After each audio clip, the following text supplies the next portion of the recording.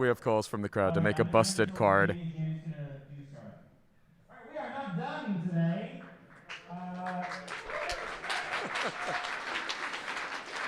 We have a top four for startup. In fourth seed is Rodich.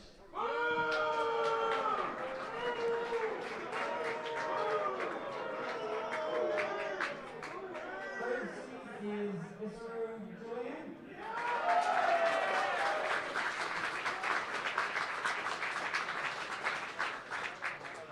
Second seed is Tim Baduba.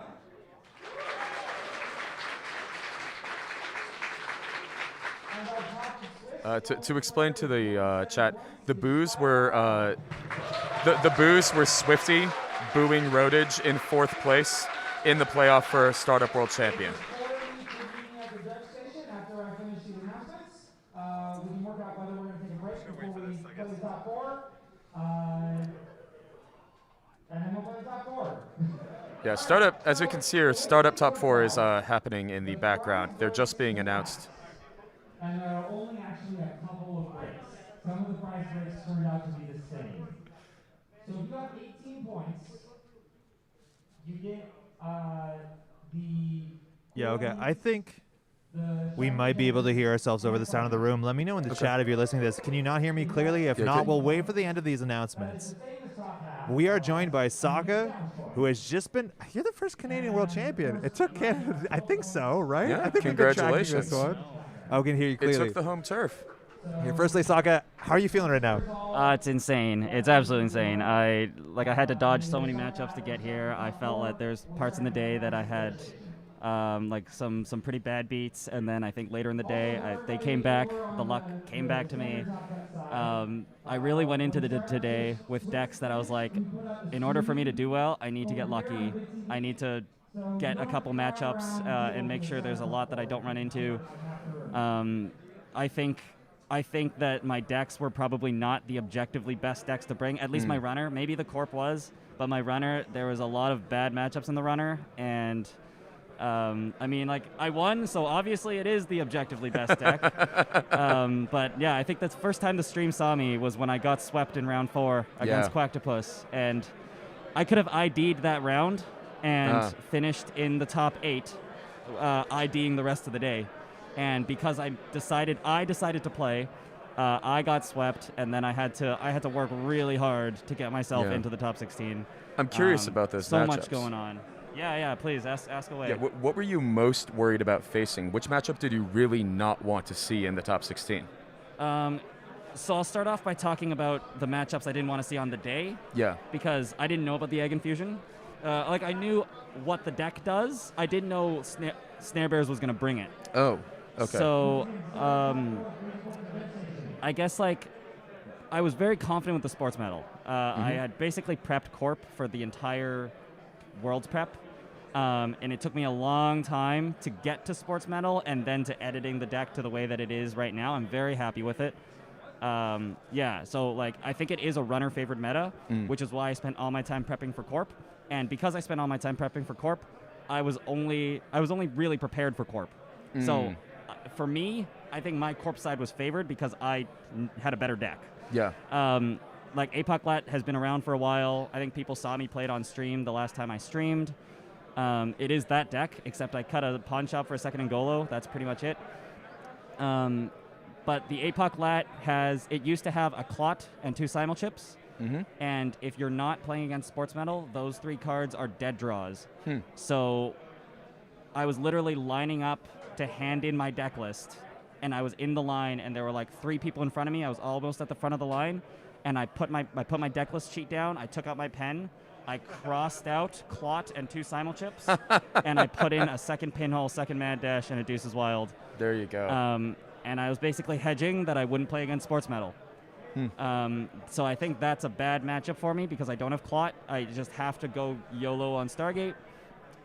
So coming into the day, I thought that was a bad matchup, and I just had to dodge Sports Metal. In Swiss, I played against 2 Sports Metal. I beat both of them, which is really, I'm really happy about that. But had I lost, I would be very disappointed that I cut Clot 30 seconds before submitting my deck list. But it worked out, and I think like in all the other matchups that are not sports metal, like I played against an R plus in the cut, like against the Egg Infusions, that second pinhole, second mad dash, that deuces goes a long, long way. So I'm happy I made that change at the end of the day. And then I guess to get to your question about the matchups in the top 16, I think my matchup against the Egg Infusion is probably horrendous because I cannot APOC against an Egg Infusion. Yeah. All of Egg Infusion's ice has 3 subroutines. So as long as once they get $8, they break it, and I can't, like it's hard to break, right? And I'm gonna get booped into it over and over again. So I definitely needed to dodge the Egg Infusions. I found out. Did you dodge it entirely in the top cut? I dodged Egg Infusion entirely in Worlds. Oh, wow. So there was 5 Snare Bears playing Egg Infusion. They were all, getting up to the top. I managed to dodge them entirely. In round 7, I was paired against Big Unit, Jonas, and we ID'd to play, and we basically were like, we want to break. We're going to play tiebreakers. So instead of spending our mental energy trying to beat each other, we're going to save it, recharge, play tiebreakers. Yeah. So I was technically paired against the Egg Infusion, but I did not play against them. So yeah, in the cut there was like 3, I think, and I managed to dodge them entirely. Again, I think it's a bad matchup. So really, the game that everybody watched just now, when I won with Sports Metal against the Freedom, that was the game I had to win. Like if I lost that game, I don't think I beat the Egg Infusion. Like I really just have to like nail my accesses. I'm not going to APOC.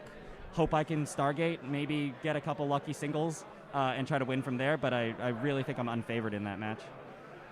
Can you talk a bit about your PD list? Because we've been saying all weekend that it doesn't look like a sports medal list, but that's the point, right? It looks like a precision design list. The way that it interacts, the way that it's actually trying to build a remote server. You do have a bit of fast advance. We saw ridiculous amounts of Vitruvius tokens. Yep. How did you get to that list? Why sports? So, did you stream and talk about the Snare Bears PD list?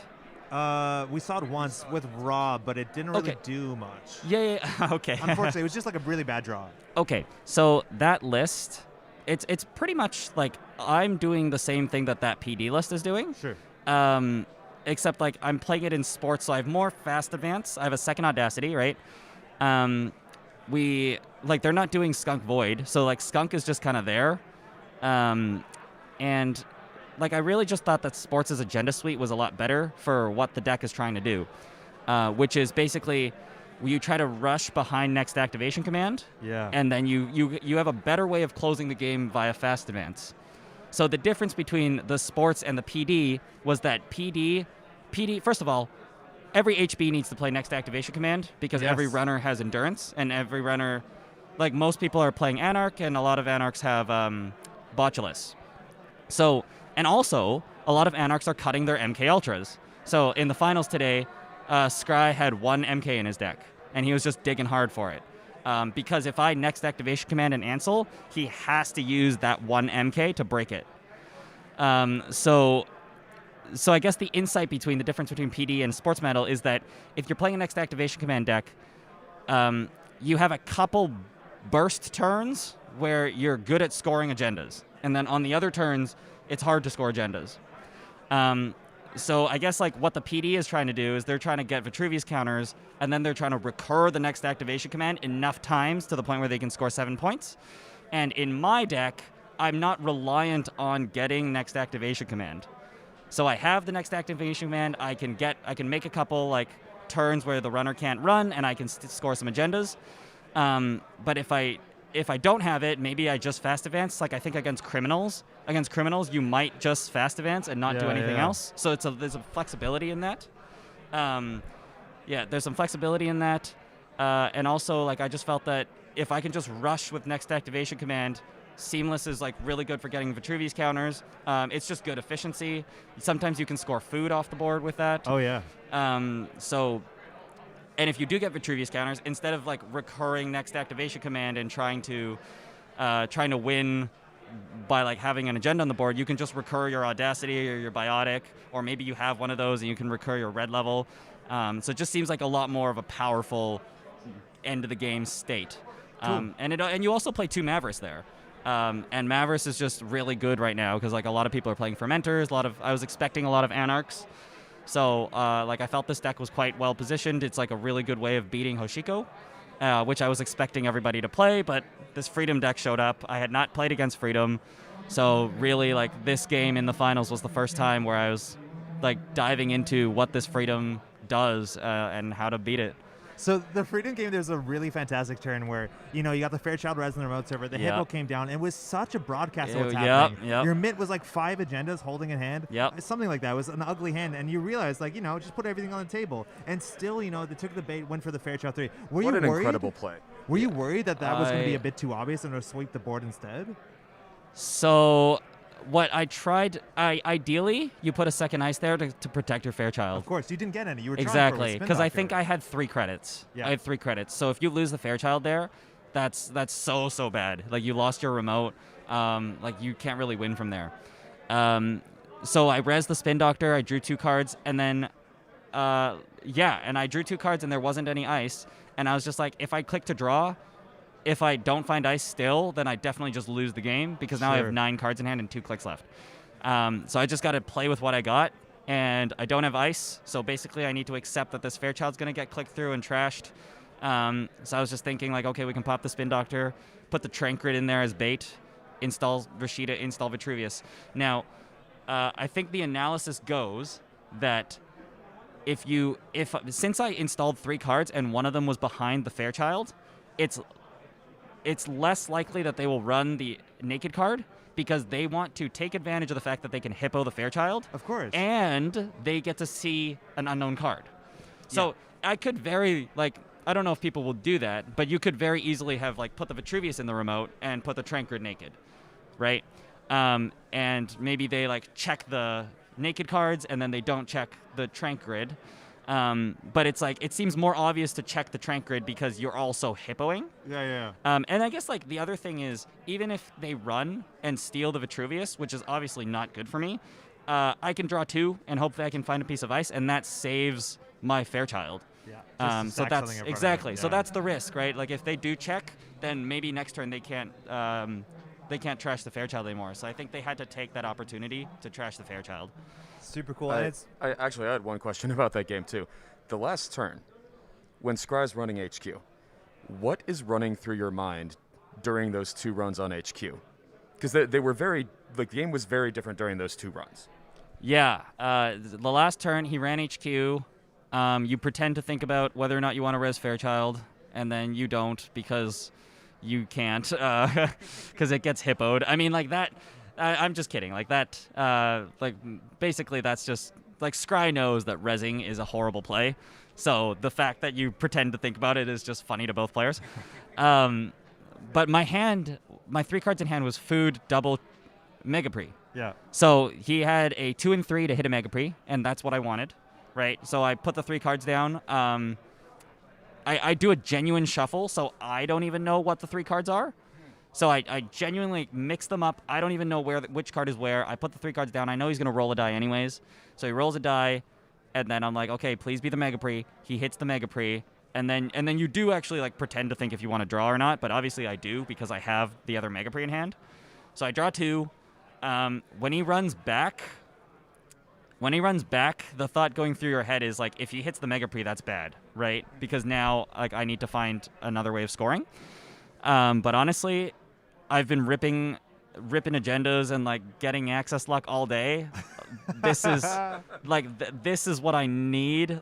If it needs to happen one more time, it needs to happen right now. And I think you saw on stream, the second Vitruvius that I biotic'd was a top deck. Yeah, right? Yeah. It was the perfect draw there. It was the perfect draw. I was like, how do you win this game? I'm not scoring out of a remote. There's a funny line that I do want to share with everybody, but I'm not scoring out of the remote likely, so I'm probably just going to try to fast advance. I have 2 Vitruvius counters, and we're in my head I'm like, okay, I need to score 2 pointers, and then I mandatory draw and I draw the Vitruvius. I was like, perfect. So you score the Vitruvius, and there's a couple times before that happened in previous games. Again, this game that the stream saw against Quacktopus in round 4 was me being extremely unlucky. But that's just, sometimes you get lucky, sometimes you don't. That's pretty much what sports has written on it, right? So yeah, in that last turn, I again genuine shuffle, put the 4 cards down, see what he gets. He gets the Spin Doctor. He trashes it, and I'm like, please don't run again, please don't run again, please don't run again, please don't run again. And he hits the 0. I'm like, good. Hits the 0. gamble, One yeah, click left. breathe. Gamble. Oh my Yeah. goodness. Again, like I think I had to win that game because I don't win that game. I have an uphill battle to try to beat the egg infusion. What's the line that you wanted to share with us? I'm very curious to hear it. Yeah. So everybody listening, you're gonna love this. First of all, Loki won Worlds. Loki was going to win Worlds It at was the start of the inevitable, yeah. finals. I have Loki in my deck because it's not a subtype, right?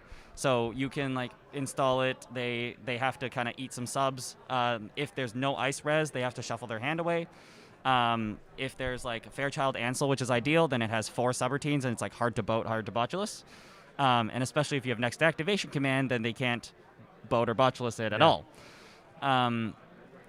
And the funny line with Loki is if your opponent has like 1 to 2 cards in hand, they could have any number of cards in hand, but it only makes sense if they have 1 to 2 cards in hand.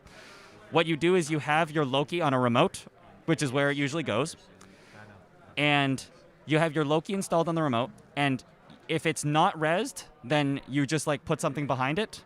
If it is rezzed, maybe you play next activation command and put something behind it. The point is, the runner runs the remote, and they get to the point where they decide that Loki, somebody's got it in chat already. So they decide that Loki, they have to shuffle their hand away.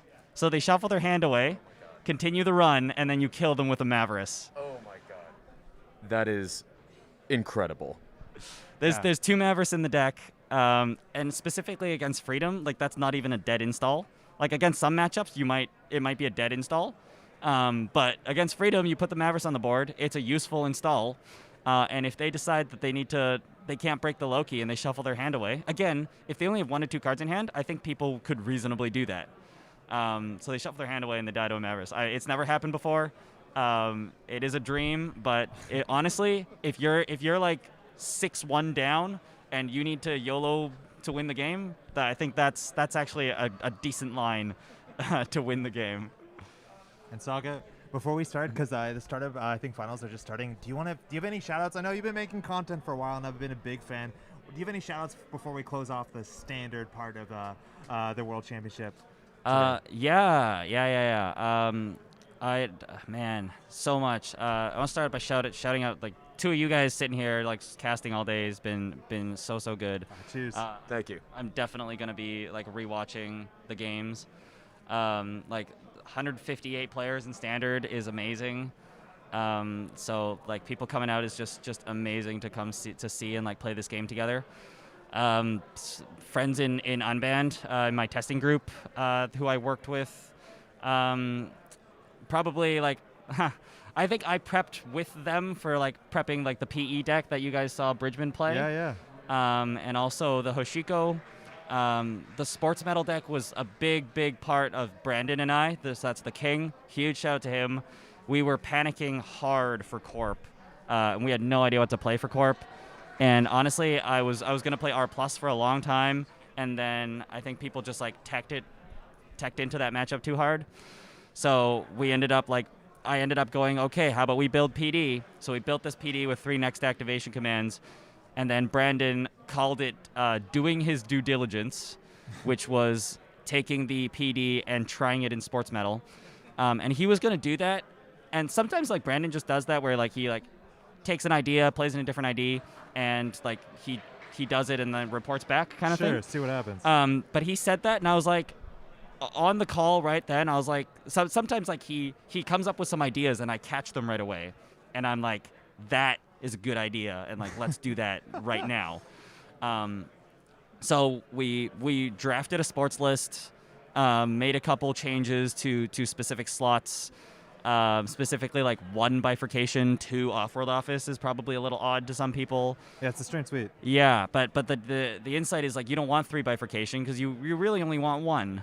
If you have 3, sometimes you draw them and you don't really want to install them. You don't really want to score them because it's kind of a waste of a turn. So yeah, big shout out to Brandon helping me developing this list. To Alexi, also an unbanned Axwill, who I played against in the in the tiebreaker round where I had to beat him on Tag Me Zaya, which is an uphill battle for me. Oof. Again, lots and lots of luck involved. I think sports medal into Zaya is like a 20-25% win rate. So maybe less than that. Like I had to knock him out of the cut. All the Vancouver people who came to There's a lot of people from Vancouver that yeah. There's a ton of people from Vancouver who traveled. It was really, really good. It's really nice hanging out with everybody. I look forward to hopefully Worlds next year. Hopefully in the sense that I can go. But I hope that a lot of people go to Worlds next year. It's looking to be in Europe from my Probably, right? understanding. Because they change it back and forth. Yeah. Unfortunately, Worlds during the fall time is not good for me because I have school, because I'm in law school. So if it's in the summer, that'd be ideal. But I don't think winning Worlds lets me influence the timing of the next tournament. But maybe I can talk to somebody about that. At least it is in writing now. Oh, yes. Yeah, we can clip that and just send it to all the execs. Well, Sokka, thanks so much for taking the time to sit down and tell us what's going through your mind and talking about what you think of the meta. It's always really exciting to see. And, of course, the biggest congratulations for a fantastic run yesterday. Again, we did see those losses on the camera. I have no doubt that's a bit of a shake. Yeah. Running it back up and then just stomping all the way through. Again, hard-fought fights, but getting that World Championship victory, man. Huge congrats. It's unbelievable. There was many points in the day, many points of the day yesterday where I was like, I'm not making the cut. Like, this is it. Like, I lost against Quacktopus in round 4 on stream. I was like, from here, like, I have to play a couple games. I play against J-Dang in the next round, and then I split, and I'm like, okay, like, 2 rounds left. Maybe we bubble, maybe we don't. And then even, like, going into that tiebreaker round, as I said, against Tag Me Zaya, in that moment, I found out that was the matchup, and I was like, that's it. Like, I'm not making it to the next day. And then we made it. And that in itself was unreal. And I basically spent the night going, I don't think I should be here, because I was like, there were so many points that I could have easily not made the cut yesterday.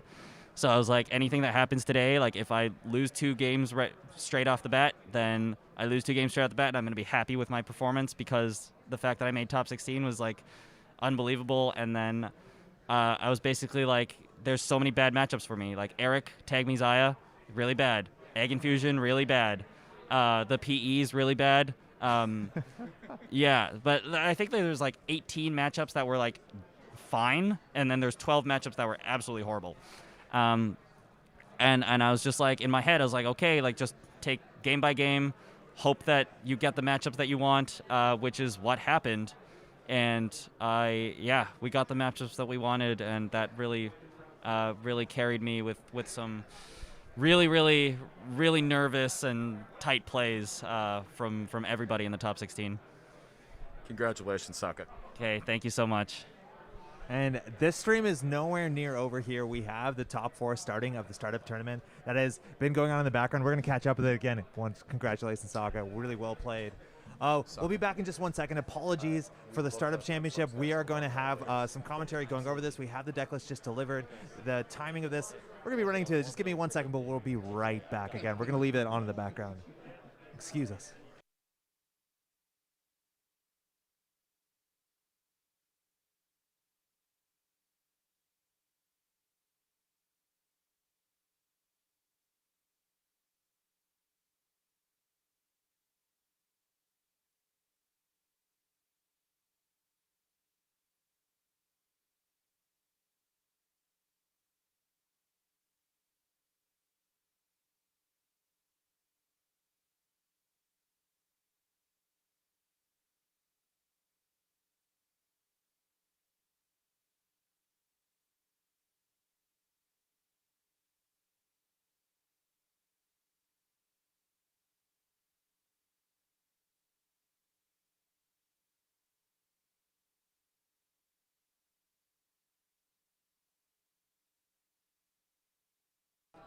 And welcome back. Hey, I'm Andre from the Metroball Grid. Here we are looking at the top 4. I'm joined by Neuropanzer from Slumpcast. How's it going, Pants? Doing fantastic. We just saw a world champion crowned, and you're telling me we have another one today? Yes. So in the background, excuse us, we have here, this is the top 4. We have 4 players. We had a field of about 100 players playing Startup today, and we're down to a top 4. On the left, that's Fire RL. On the right, that is Rotage, and we're playing Precision Design versus Sable. Now, excuse us in terms of what's going on in terms of production, in terms of the game. We're not sure how long the round is. We're not actually sure whether this is double elimination. I think for the top 4, it probably is, but this is the first round today, and we are looking to crown, again, a world champion of the Startup format. We just saw the standard format come to a wrap, but Startup, if you don't know, it's a format of smaller cards. These are all the null signal cards to date, so that's going to be the Ashes Cycle, System Update, System Gateway, and of course Midnight Sun just coming out. And speaking of Midnight Sun, we are looking on the left, that is Sable. We haven't seen that much Sable on top camera, but that is one of the, I think, how many criminals are there? 3 criminals in the format? Yes. About 3 criminals? Yes, Steve.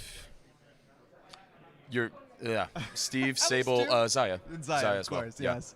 So this is going to be the pressure on central servers. Now, Rotage has a really strong remote server there. This looks like, from the deck list, just like very strong, classic precision design. As well, of course, Az. I love Az.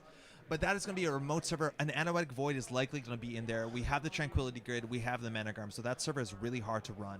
Yeah, However, so on the Sable side, you might be wondering, what is the Sable doing? Yes. One of the big things that the Sable deck is doing, you already see Hyperbaric installed. You're not going to see much Influence installed on the board because the Influence is sitting in 2 copies of Deep Dive. Obviously, Sable, a fantastic identity for Deep Dive because you get an extra click for running a Central, which gives you a natural 5-click turn for a Deep Dive with an extra access. Yeah, 10 influence or 2 deep dives means you're going to get that early, and there's so many ways in the format, let alone also in standard, that allow you to bypass ice and deal with ice cheaply. We have 2 breakers on the table with cards like Backstitch and cards like Inside Job, cards like Boomerang. It's actually pretty simple for Sable to pressure off the centrals. And it looks like Rotage here on the table with 2 points, Dirty Laundry. Oh, I love that Dirty Laundry alt. I use that one myself. That looks like it might be an HQ run. We might get the click back. I do believe that's the mark, let alone you're getting the click back from Swift, a console for only 2 credits. It says so that gains a click. You gain a click. That's a 6. I'm wrong. This is a 6-click criminal. Yes. So we're going to see if we can get through that R&D ice this turn, maybe get that deep dive, which requires runs on all 3 central servers. You know what 6-click criminal lets you do? Double deep? Exactly. You can deep dive, and if you're not happy with the first one, you go throw again. It back and do a second. It's kind of hard, though, because you can't double access, but I've seen it. I think here's a Vacheron. This is a card, if you have been playing Standard, you have probably not thought about Vacheron in a little bit, but might have, might have some triggering flashbacks seeing it now. This is a 5-3. That is not a real 5-3 for 5 turns. No, it's not us on production here, not increasing those to 3 agenda counters on Fire L side, because that Vacheron's worth 0 agenda points. And it starts with, I believe, 4 power counters. Every turn you lose a power counter. That clock unwinds itself. Once it's reached 0 power counters, then it's worth 3 agenda points.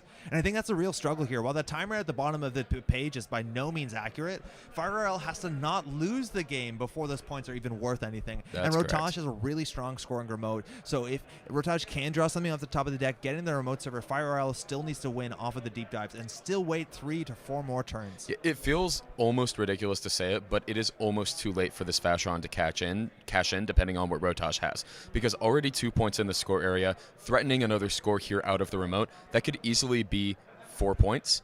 And then throw another Vacheron down, and you can potentially just win before this actual Vacheron ticks down and becomes a real agenda. Bravado, though, in the remote server, that is the new official altar from the Canadian World Championship. It's so good. But here the Hyperbaric is only on, I believe, 1 power counter. I think that's a D8 or a D20. It's hard to tell. I think it's a D8. How many? Yeah, I think that's actually a D10 based on the design. Yeah, I think you're right.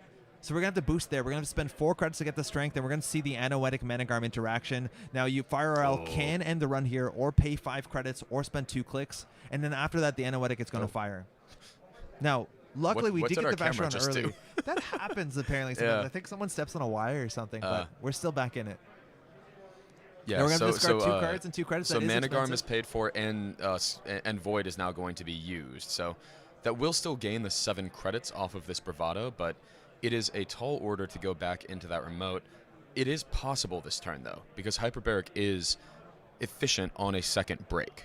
Oh, I like the click counters here. You keep 1 with the dice, you keep 1 on the Swift. I think the time that we broke into this game, it was actually midway through the turn, so there weren't that many clicks left. But that is forced Rotage. And a really interesting thing about the Vacheron, not only do you get it early, but on top of that, there's only 1 more Vacheron in the list.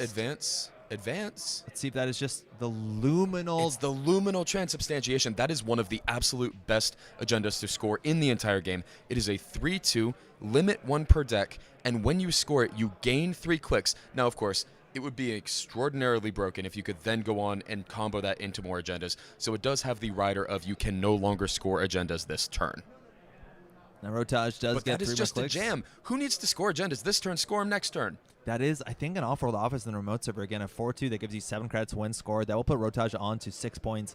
But this is the thing with getting also the Vacheron. That's one more 3-pointer out of the list. So Rotage might be on the path to score 4 agendas. Still very possible in this remote server. Not impossible, though, for Fire L to contest that. Yeah. Especially now when you break the magnet for 1 credit, you can force out, spend 2 clicks at a time, force Rotage to Rotage throw is out going to have cards. to ice with. I believe that was install draw. I think Rotage really wants ice to be the last click out of these 3 luminal clicks. The extra luminal turn. Because the pinhole threading, mind you, which Fire L almost, I would say, definitely has in their list, upsets this remote server Yes. pretty heavily. Now, barriers are the only thing we can't break, but if you see a deck that's running Swift, you're assuming Inside Job, even 3 of them. So here, Deep Dive is a threat. Inside Job, Pinhole Threading, all those are run events that are all going to be threats. Not the Deep Dive itself, but eventually the way you get there. Mark Die, R&D, that is the beaker there. So if you run there, you Yeah. get the click back. You want to play a Swift run every turn. Yeah, and we don't know the exact time in the round because we were busy with the interview with Sokka, the new Standard World Champion. You should, if you didn't hear it, please go back and listen to it. It was wonderful. We got so much insight. But as a result, we don't know exactly what the time in the round is. Yeah, we have, we're not very sure, but I think we're going to get to an ending regardless of time. Again, Yeah, Rotage it is does on. not seem like we're threatening the timer. Yeah. Now the Vacheron is ticking down. I'm assuming if you're on Hyperbaric, you're probably on Chesva. I think you're on Chesva Yeah. regardless if you're playing Criminal in a startup. I think it's such a strong economy card here. We even saw it be super good in Standard in Yes. at least one game. Yeah, well, we haven't seen that much twinning. There's another Bravado in hand. You do see a lot of the full arts there. I think there's a Boomerang in hand as well. I think one of them, maybe it's a pinhole threading. It's kind of hard to tell here. Yeah, those two arts are relatively similar, the Cash Gen alts. But if you want to go ahead and smash into R&D in terms of the barriers actually, that you yes. can't deal with, it's just a Braun 1.0 and a Hagen. Now, neither of those really do too much. You might want to click through one of them. There are boomerangs in this list. I do also see pinhole threading, so it could be either. It's more likely to be boomerang just by numbers. Yeah. We're running R&D here. Again, the Swift getting the click back, so we still have 4 clicks left. We will get another click back if this run is successful and the mark landed on R&D. And the Bravado is already 6 credits. It'll be 3 credits clicklessly if you just bounce into something. But with the Bugalter and a 3 strength Hyperbaric, there's a chance. There's no Gatekeeper in format, mind you. That's correct, yeah. In terms of the higher strength code gates, I'm not sure what you're going to expect. There's no Fairchilds, mind you. Going from standards immediately to startup, you have to recalibrate your head. But we're going to access here. Going to get 7 credits off of the Bravado eventually. We're going to get that click back, so we still have, I think, 5 clicks left. Yeah, seems right. Absolutely wild what you can do with all this click lane with Swift and Sable. Just casually having 6 clicks, as one does. Now, Fire L could be set up for a deep dive. I'm not sure that that's what it's in hand, but you just need to run HQ and archives. That's not going to be a problem at all, and you could deep dive. Could even draw for a deep dive. Yeah. We got our filter draw already at this turn off the Earthrise Hotel. Some of these lists are running Blueberry Diesel. Again, some of these you just need to find what you need. That's a Boomerang. Okay, boomerang. Boomerang will help out. Or is that a pinhole threading? No, that's a pinhole threading. Oh, you're right. That is a pinhole threading. This is going to make it much easier to run this remote server. Yes. I would presume trashing the Void or the Skunk Works. No, you need to trash the Void. Yeah, the That's Void the only one seems that like the right always one. ends the run. So Yes. we'll see if Fire L can come back. You're going to need an inside job here. Because if the outermost ice is a barrier, again, the other 2 types you're solved. But if it's a barrier, you'll still have to spend 2 clicks for the mana grab. It's not a problem when you had a 6 clicks turn. So much value. But I don't know if that's in hand. Again, a Boomerang or an inside job would be pretty impactful here. Always have a backup plan. While it is a startup card and a smaller card pool, it still doesn't see a lot of play. Mm-hmm. Drawing up. Click to draw there off the top. Potentially looking for Looks a like fractor here. A Is that an inside job? Oh, No, I that's think a class act. That's a class act. Yeah, it might be a class act. We have a Dirty Laundry in hand. I think that's a daily cast, the one with the boxes on it. That is. The boxes is the daily cast. Yeah, from the is it the the run always be together. running? It's the run together, I Yeah, believe. the run together one. Excuse me. Fire L thinking here, still so much of a turn left over. Those click trackers getting good use of the extra click trackers. And it's an overclock. In the remote server. So we don't have a fracture. We're hoping that this is not a barrier. The overclock giving you 4 credits worth of breaking, let alone you can use those credits. But it's a Hagen. That does end the run. It's not going to It trash. is not going to trash. But is going to end the run. Now you can use those credits just to dump them into the Hyperbaric. Again, I don't think there's a big reason in this format why you want to get your decoder that high, but, you know, the money's going nowhere. Might as well invest in Might as yourself. well use it, yeah. In terms of the code gate, actually, Engram Flush on 5 strength, that is something that's Oh, worth, that does matter. That Yeah. does actually matter. Right, Engram Flush, another ice that if you are just used to playing Standard, you are probably not thinking about because it is banned in the Standard format. Yeah, Startup, mind you, currently has no ban list, so any card printed in those blocks is entirely legal. And so there's some very, very powerful cards that very often play. It is simultaneously an underpowered and overpowered format. I'm in a way. convinced sometimes Startup decks are more powerful than Standard decks. But the limited card pool, I think, makes them way more the approachable. seamless launch. Seamless in hand, of course, Precision Design can recur. That Precision Design here, the issue is if they score an agenda in their remote server, they can just recur the Analytic Void. Now, if they do that, they won't have a click to install it, if I'm not mistaken. And we're going to install Last Clack, a Class Act. It went straight to the bin because it is unique. You are over-installing and drawing a mitt full of cards. We're going to start with Seamless Launch there for Rotage. Advance. Now, Rotage is going to get 7 credits off that score, putting Rotage on game point, while Fire RL is still on 0 points. That Vacheron again. Getting 6 extra clicks does not make that thing tick down a bit faster.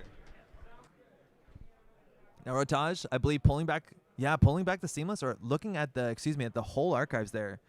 Anoetic is an option. Now, you're going to get 7 credits there off of the score. Now, in 6 points, you have to start worrying a bit about fast advance. I don't think you always see it in these lists. I don't think we see any biotic labors there. In terms of things in the remote server, we have Nico Campaign, Spin Doctor, but that's largely it. Crisium Grids also has a bluff, but the mark now is on archives. And while that might not be valuable, there's no actual run value off the archives, off the archives mark, the marchives. It still helps you do a deep dive here, and Fire RL needs to get a massive deep dive. Now, the deep dives, unfortunately, also don't lock the top of the deck, which is something here that's very valuable. If you have something like a Twinning, something like a Stargate, you can make sure that Rotage can't draw an agenda here. But unfortunately, deep dive looks at the top 8, sets them aside, but then it shuffles them back into the deck. So the top of the deck is going to be entirely unknown. Card in hand there. I think that's the Boomerang in hand. Whether the deep dive is drawn there. We still have a Bravado. I think that's the third we're going to see on stream so far. You can smash there into R&D if you'd like. With 7 credits. And can forge res just about any ice in this list. Again, it's the only really taxing ice here could beat the barriers. We're looking at one more Brawn, one Bravado, and that gives you a click back as well. Again, you can't Bravado archives. You have to Bravado a server with ice. That's how you get more additional value from this as well. So 6 credits to start.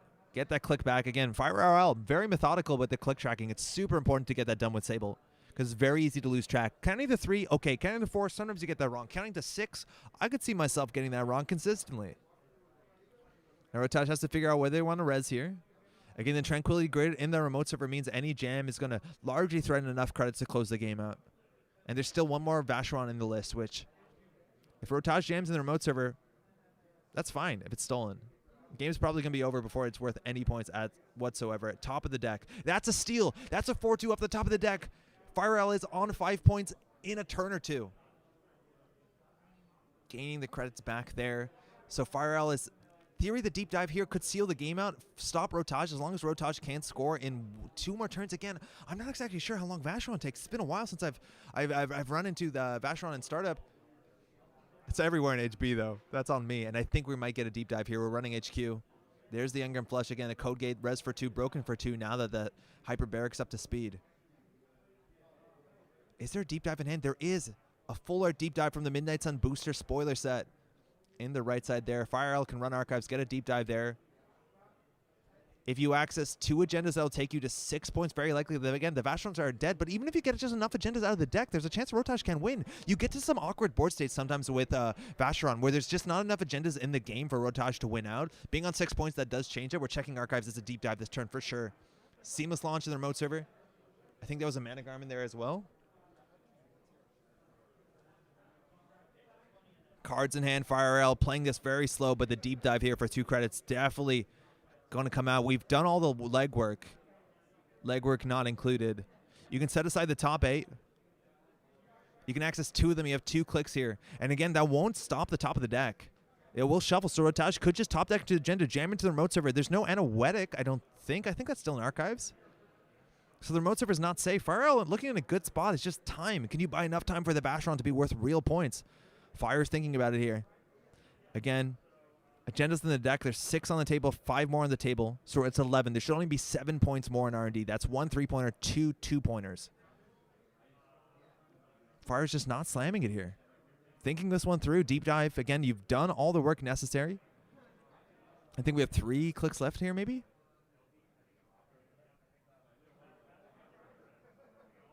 I think the Vacheron's ticked down twice. I'm not sure if that means it's on 2 or it's 1. Again, the glare on the die being a bit difficult to see.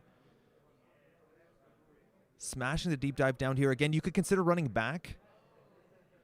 If you see an agenda on the top of the deck or you trash a card, you see another. But there's the deep dive for 2 credits. We're going to set aside the top 8 cards. Now it's all by the agendas. There's 3 agendas in the list. Nico, there's a Cyberdeck sandbox. If there's 2 agendas here, that's not enough. Just 1 agenda. So FireL is only going to spend that click to play the card to take the agenda up on 4 points. Now, if you can last enough turns, that will be game point. Once the Vacheron gets down to 3 points, Rotage on the clock while FireL has as well. You need to lock the top of the deck. The question is, does Rotage have it in hand? I don't think he does. So FireL needs to see the top of the deck, make sure Rotage is not drawing into it. There's probably no more multi-axes in this list. Let me review the paper. I think that's it. Sometimes you see jailbreak in this list. It's really useful with the Swift to give you the card draw, that additional pressure. But it looks like that's all we're going to get here. There's no multi-axes whatsoever besides the second deep dive. Can you draw into and play it? If you get a deep dive here, again, if you steal all the agendas, Rotage has no more agendas in the list. Just can't win. Shuffling back up again. Fire still has 2 clicks left, if I'm not mistaken. How many counters on Vacheron? I think it's 2. How much did it get? It gets 4 or does it get 3? It gets 4, I believe. So I think it's 2. Man. But now when you see the top of the deck, single axis off the top. Again, if it's a trashable, you generally don't want to trash it. You want to make sure Rotage is drawing things like Nico campaigns. Those are less important here. Yeah, it does feel a little bit like a John Madden statement. Yeah, if you steal all the agendas, you win the game. But it is genuinely funny because Vacheron means you can steal all of the agendas and still not actually have enough points to win yet. Yeah. But you can make sure that Rotage can't win before you finally have a Vacheron tick down. Inside job. This is on the remote server. That gets you through the Hagen again. We don't have breakers for that original core set inside job. You get through the Magnet for 1, and now you're trashing the Manigarm. And this makes it so Rotage doesn't have a scoring server. Again, open deck list at the top 4 cut here. So FireL knows there's no fast events. Top deck. Is that an Anoetic in hand? Was that recurred? I think that might have been recurred for the last Precision Design trigger. Apologies if we missed that. Throwing out there, that's security testing. Yeah, sec test. Hits the bin. Not really necessary right now. You have, well, the Install money the draw. would actually be kind of nice, wouldn't it? Yeah, the money would be quite nice. Don't know if you can take the time, I think is the problem. If you have a dirty laundry in hand, you're kind of in a good spot, especially if the mark lines up well. Second install. That's a Spin Doctor drawing 2. None of those are agendas, but again, FireL is going to be sweating here if something goes in the remote server. Now, we do know the card installed in the remote server previously. That's obviously an upgrade. Cannot share space with a Spin Doctor. And a lot of cards in hand. Mind you, Precision Design does have 6 hand size, so Rotage can pad that hand. Rotage really, really looking for an agenda. Needs to find it this turn. Draw? I don't believe there's any fast events in this list There's at nothing. all. No. So if that's it, right? That was install. That was draw. Yes. This game's discard. over, right? No, 1 more turn. Yeah. But Actually, it has to. Rotage can't win. So FireL knows that they can get into the remote server. That should be it. It but doesn't, Rotage it doesn't can't win. matter, right? Vacheron's going to tick down too quickly. Goes to 1 counter here. Rotage has a turn. That's can't the handshake. Win. Can't win. Can't win. Congratulations, FireRL. Winning the Oh. first round of the Startup World Championship top cut. That is the awkwardness with Vacheron. Sometimes, you know, your opponent's on the clock, but it turns out also now you're on the clock. Suddenly the table shift where the timer is now on you, and so you are forced to score the game out, but Rotage can't draw the agenda. If Rotage could top deck an agenda, there was a small chance, but I don't know. The Anoetic was very good on the remote server. A pinhole threading might have changed the math. You still have to deal with the Hagen, but FireL getting that deep dive, getting that early Vacheron is just good enough. You get that like 2 turns later, totally different game. Yeah, and just to explain why Rotage couldn't win there, Rotage didn't have enough turns to actually score an agenda to win the game because Vacheron would tick down. There are no fast advance tools in this deck. There's no way to actually get an agenda from the hand into the score area. All you have is ways to get an agenda from the table into the score area. Yeah. Yeah, so with only 1 turn left to win, Rotage didn't have it on the table, so FireL at the start of their following turn, after their current turn, they would have had 7 agenda points. Mind you, Vacheron's worth 0 until the timer's out. So not a game going to time. It's a real 7 points. Rotage understanding real 7-point win. They can't get to it. Sometimes Vacheron calls time on itself. Vacheron time was called. Yes. This is the top 4 again. I don't know if it's single elimination or double elimination. We're going to be able to tell you just in a second. But what I have to say now is, for me, from Andre, I've had a huge run here at Worlds. Unfortunately, I have to step out. I'm so excited to watch the VOD here of the Startup World Championship. I'm so excited that there's a World Championship for the Startup format, a very compelling and a very approachable format. I know a lot of players are getting to net run through this format. So to see what the top tables look like is an absolute treat. We haven't seen anything I think of this quality of the players for startups. So seeing the format pushed to the limits, fantastic. Absolutely. But on behalf of me, thank you so much for watching the stream again. The stream is going to continue. Pants, it was a huge pleasure to cast with you. Absolutely. It's our first time actually getting to do this in person, and yes. I have to say, it's been fun getting to commentate Continentals and other tournaments with you before, but it is so much better when we're actually in the same room. Oh, it's so fantastic. And just to be in a room like this with so many people playing Worlds, again, the energy, the cheering, people just jamming games of draft and NAPD, and whatever they like. Oh, it's so cool to be back again. So huge shout out to everyone involved in this event, of course, to the Null Signal team for putting this together, an immense amount of work for people traveling across the world. But this is not the end of the day. We're going to be joined by Cranked, who's going to be taking my seat, and we're going to get through. I'm really excited to see what the rest of the Startup World Championship works, because we're going to get so good. 2 world champions today. We'll be back in a bit with round 2 of the top 4. See y'all in just a couple minutes.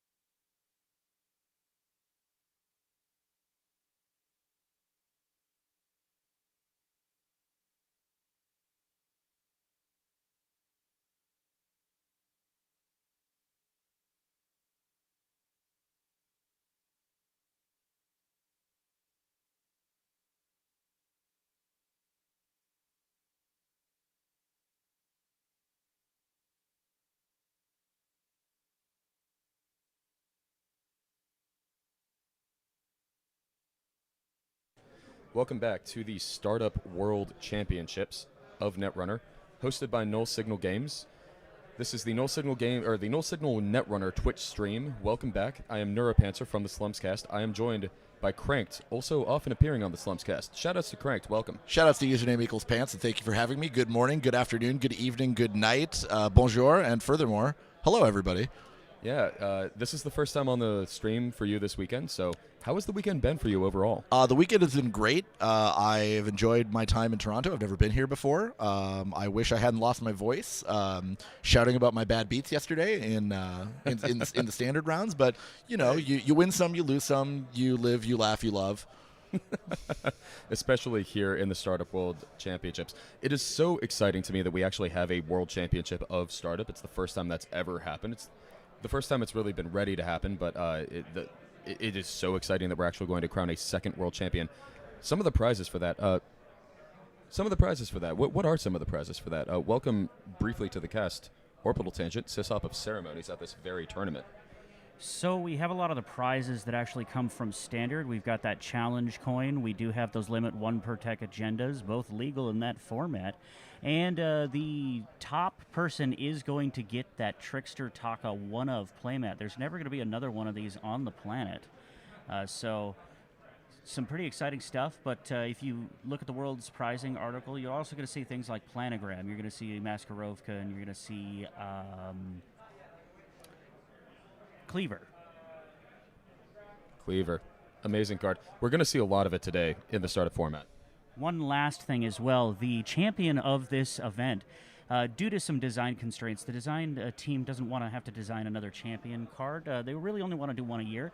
So this person is actually going to win something called a reigning champion card, which means they are going to get an art commissioned that they will actually get to star in, and it will be on a promo for startup next year. Yeah, obviously the design team, it is a ton of work designing a game as complex and very difficult to balance and design as Netrunner, as you can probably imagine. But it is even more difficult when you have to work with someone that you're not used to working with. So completely understandable on that. I would say the reigning champion cards, we've already seen a few of those. They have been incredible. The Sokka Daily Quest, for instance, they're amazing cards. That is such a cool prize here. They're gorgeous. I especially love Sokka's Daily Quest, rather. And hey, lucky for Sokka, there's probably another piece of art with his face coming. Yeah, right? Greatest prize in gaming, indeed. If designing the card is the greatest prize in gaming, is the reigning champion card the second greatest prize in gaming? I don't like it. It's like ranking your favorite children, but yes. The other greatest prize in gaming. How about that? How about that? So the players shuffling up. We have Isaru on the left. Looks like this is going to be. Looks like I need to switch the sides on this. Oh, I'm We're very going excited. To see.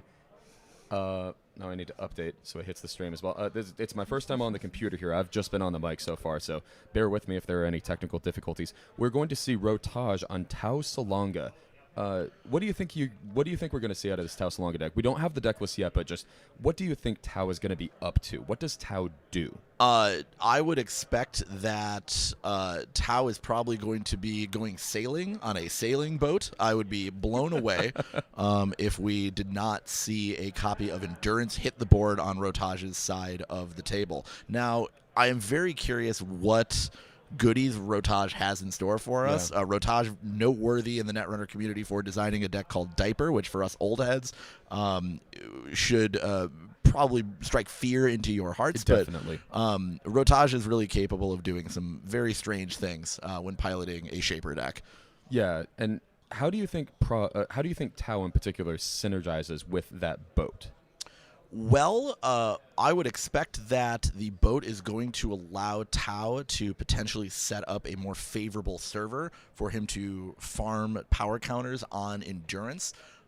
One thing that folks are doing to fight the power of Endurance is just ice off the centrals, make gathering power counters difficult. Tau makes that a lot harder because your ice is not going to stay where you want it to go. It's going to go where Tau wants it to go. Right, and it's worth pointing that utility out because we've seen Lat just have so much utility I mean, Lat just won Standard Worlds because of how much value that draw provides. So you actually, the fact that Tau is in the top cut here has to provide some unique value outside of just the generic I'm going to draw cards. Now, another reason that Tau might be a little bit stronger, PD is one of the strongest corps. And obviously, PD is a strong corp in Standard.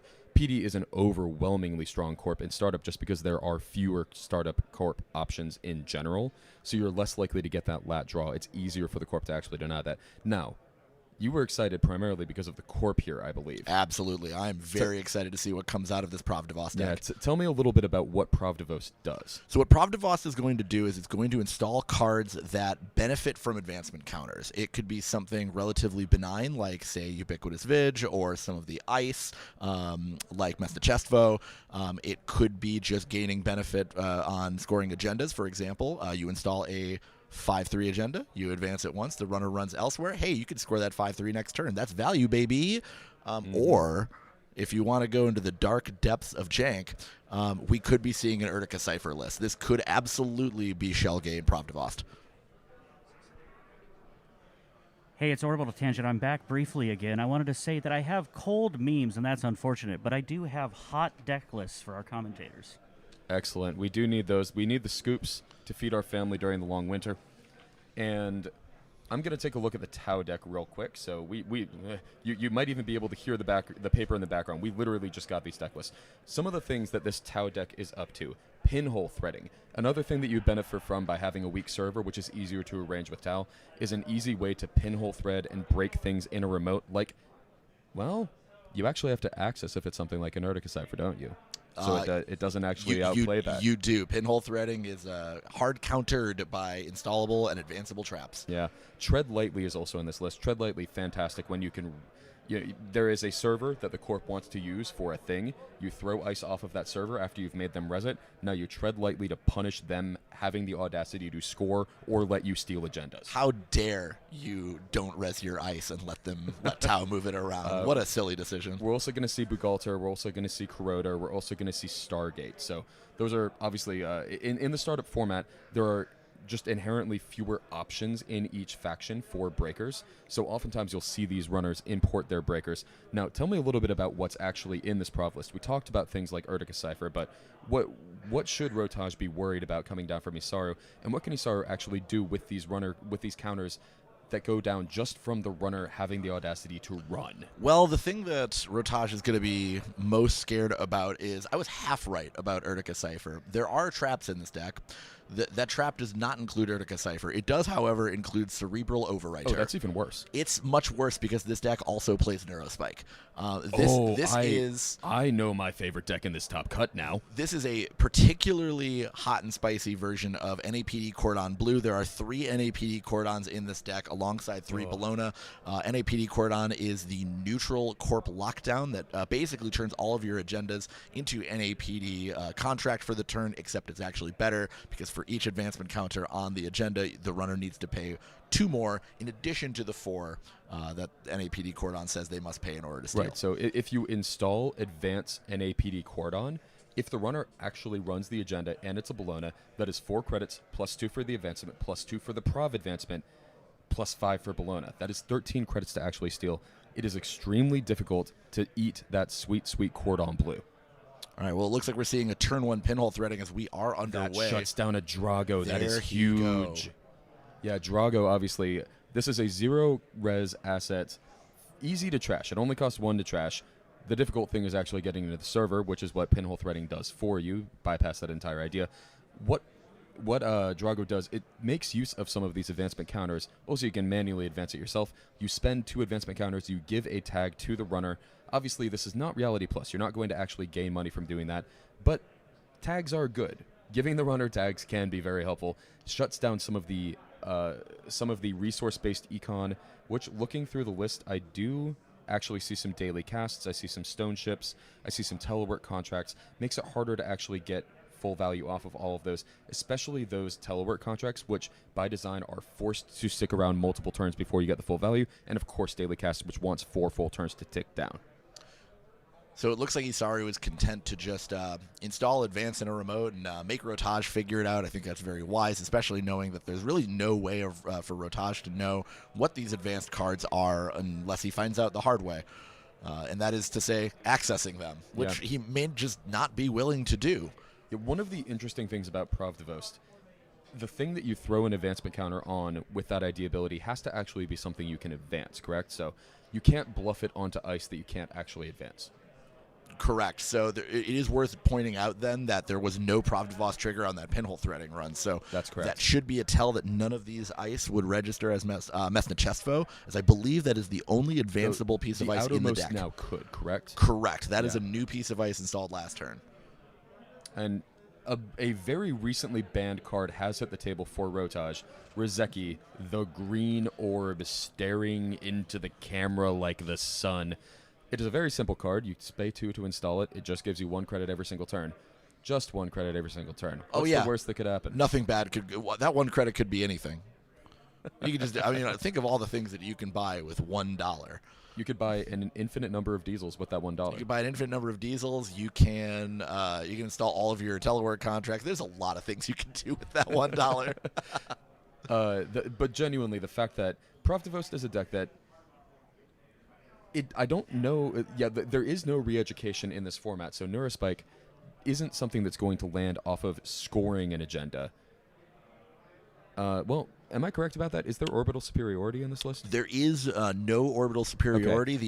The agenda spread is Bologna's, send a message, and then 1 copy of Project Beal. Yeah, so no advancements or no agenda score is actually going to trigger Neurospike unless you have multiple in hand. So it is a little easier. Oh, hold on. Here's a send a message. Let's see what this message is. All right, message sent. The message is sent. The message looks like it's going to be a fairly... The message is, I have gained 3 credits. The message is, this card is banned in Standard, but this is Startup, baby. Let's farm some gold.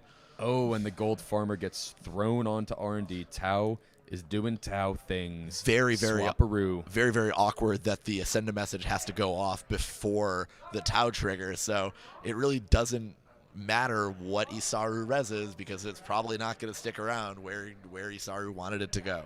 Yeah. Gold Farmer, one of the reasons it's banned in the standard format is because it's extraordinarily efficient. This is a 3-res, only 1 strength, but 1 strength is all it needs. Has 2 subroutines. Each of them say the runner can pay 3 or end the run. And anytime you actually break a printed subroutine on Gold Farmer, the runner loses 1 credit. So you have your choice. You can either pay 4 to break it with, say, your Corroder, or you can pay 6 and just walk through it. Yeah. The choice is yours, my friend. Yeah, and notably, this is Corroder, not Cleaver. So you don't get to actually save that credit with Cleaver.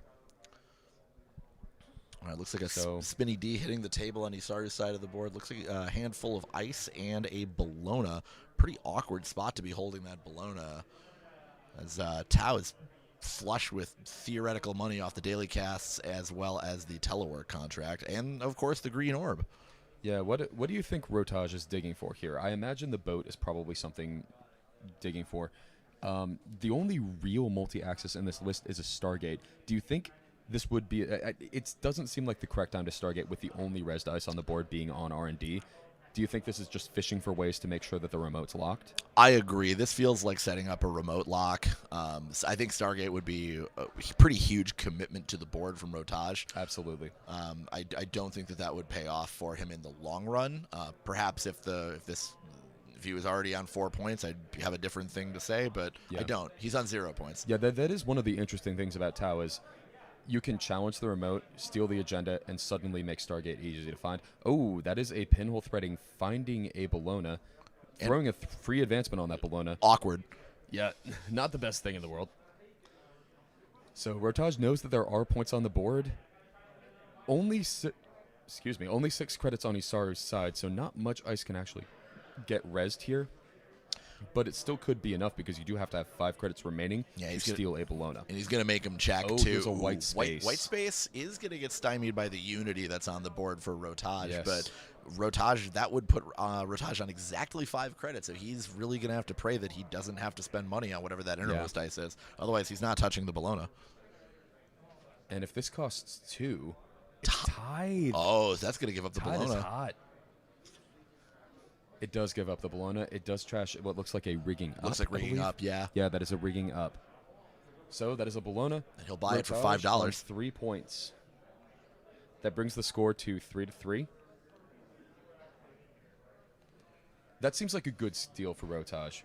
I agree. The Bolognas are really the linchpin agenda of this Pravdivos deck. Yeah. What with the NAPD Cordon Blues. It is a little funny to say in a deck that has Send a Message with all rezzed ice that you would rather steal the Bologna. I think the answer, I think honestly the reason is Bologna just becomes so punishingly difficult to steal once the NAPD Cordon is down. You want to remove that threat. That threat is more threatening than rezzing in ice. Absolutely. Daily cast continuing to tick down here for Rotage. Just making that money, staying on 6 credits, drawing up Dirty Laundry in hand, that gorgeous full art. Now, is that card in the remote for Isaru? Is that double advanced or single? It's hard to tell from this angle. It is difficult to tell from the single. I believe it is single advanced. Looks like It's a single. Beal. It looks like Beal. Okay, so pushing out to 5 points, but Yeah. Isaru going to need to score another 5-3 in order to win this game. He Yeah, is there on is only the one Beal, you said? He is only on 1 Beal and also 1 copy of Backroom Machinations, which is now a blank card because going to 6 is functionally no different from being on 5 with his Correct. agenda spread. Yeah, it is interesting to see the 1 copy of Beal. You might wonder why Beal. Why is Beal the 1-3-2 when you could just have exactly 0 downside and play tomorrow's headline? I think the answer is Beal does have a second clause. If you over advance it, you get to throw agenda counters on it. So if you get it, it can be a 5-3 Or a it can be 7-4. 7-4. Or a 9-5.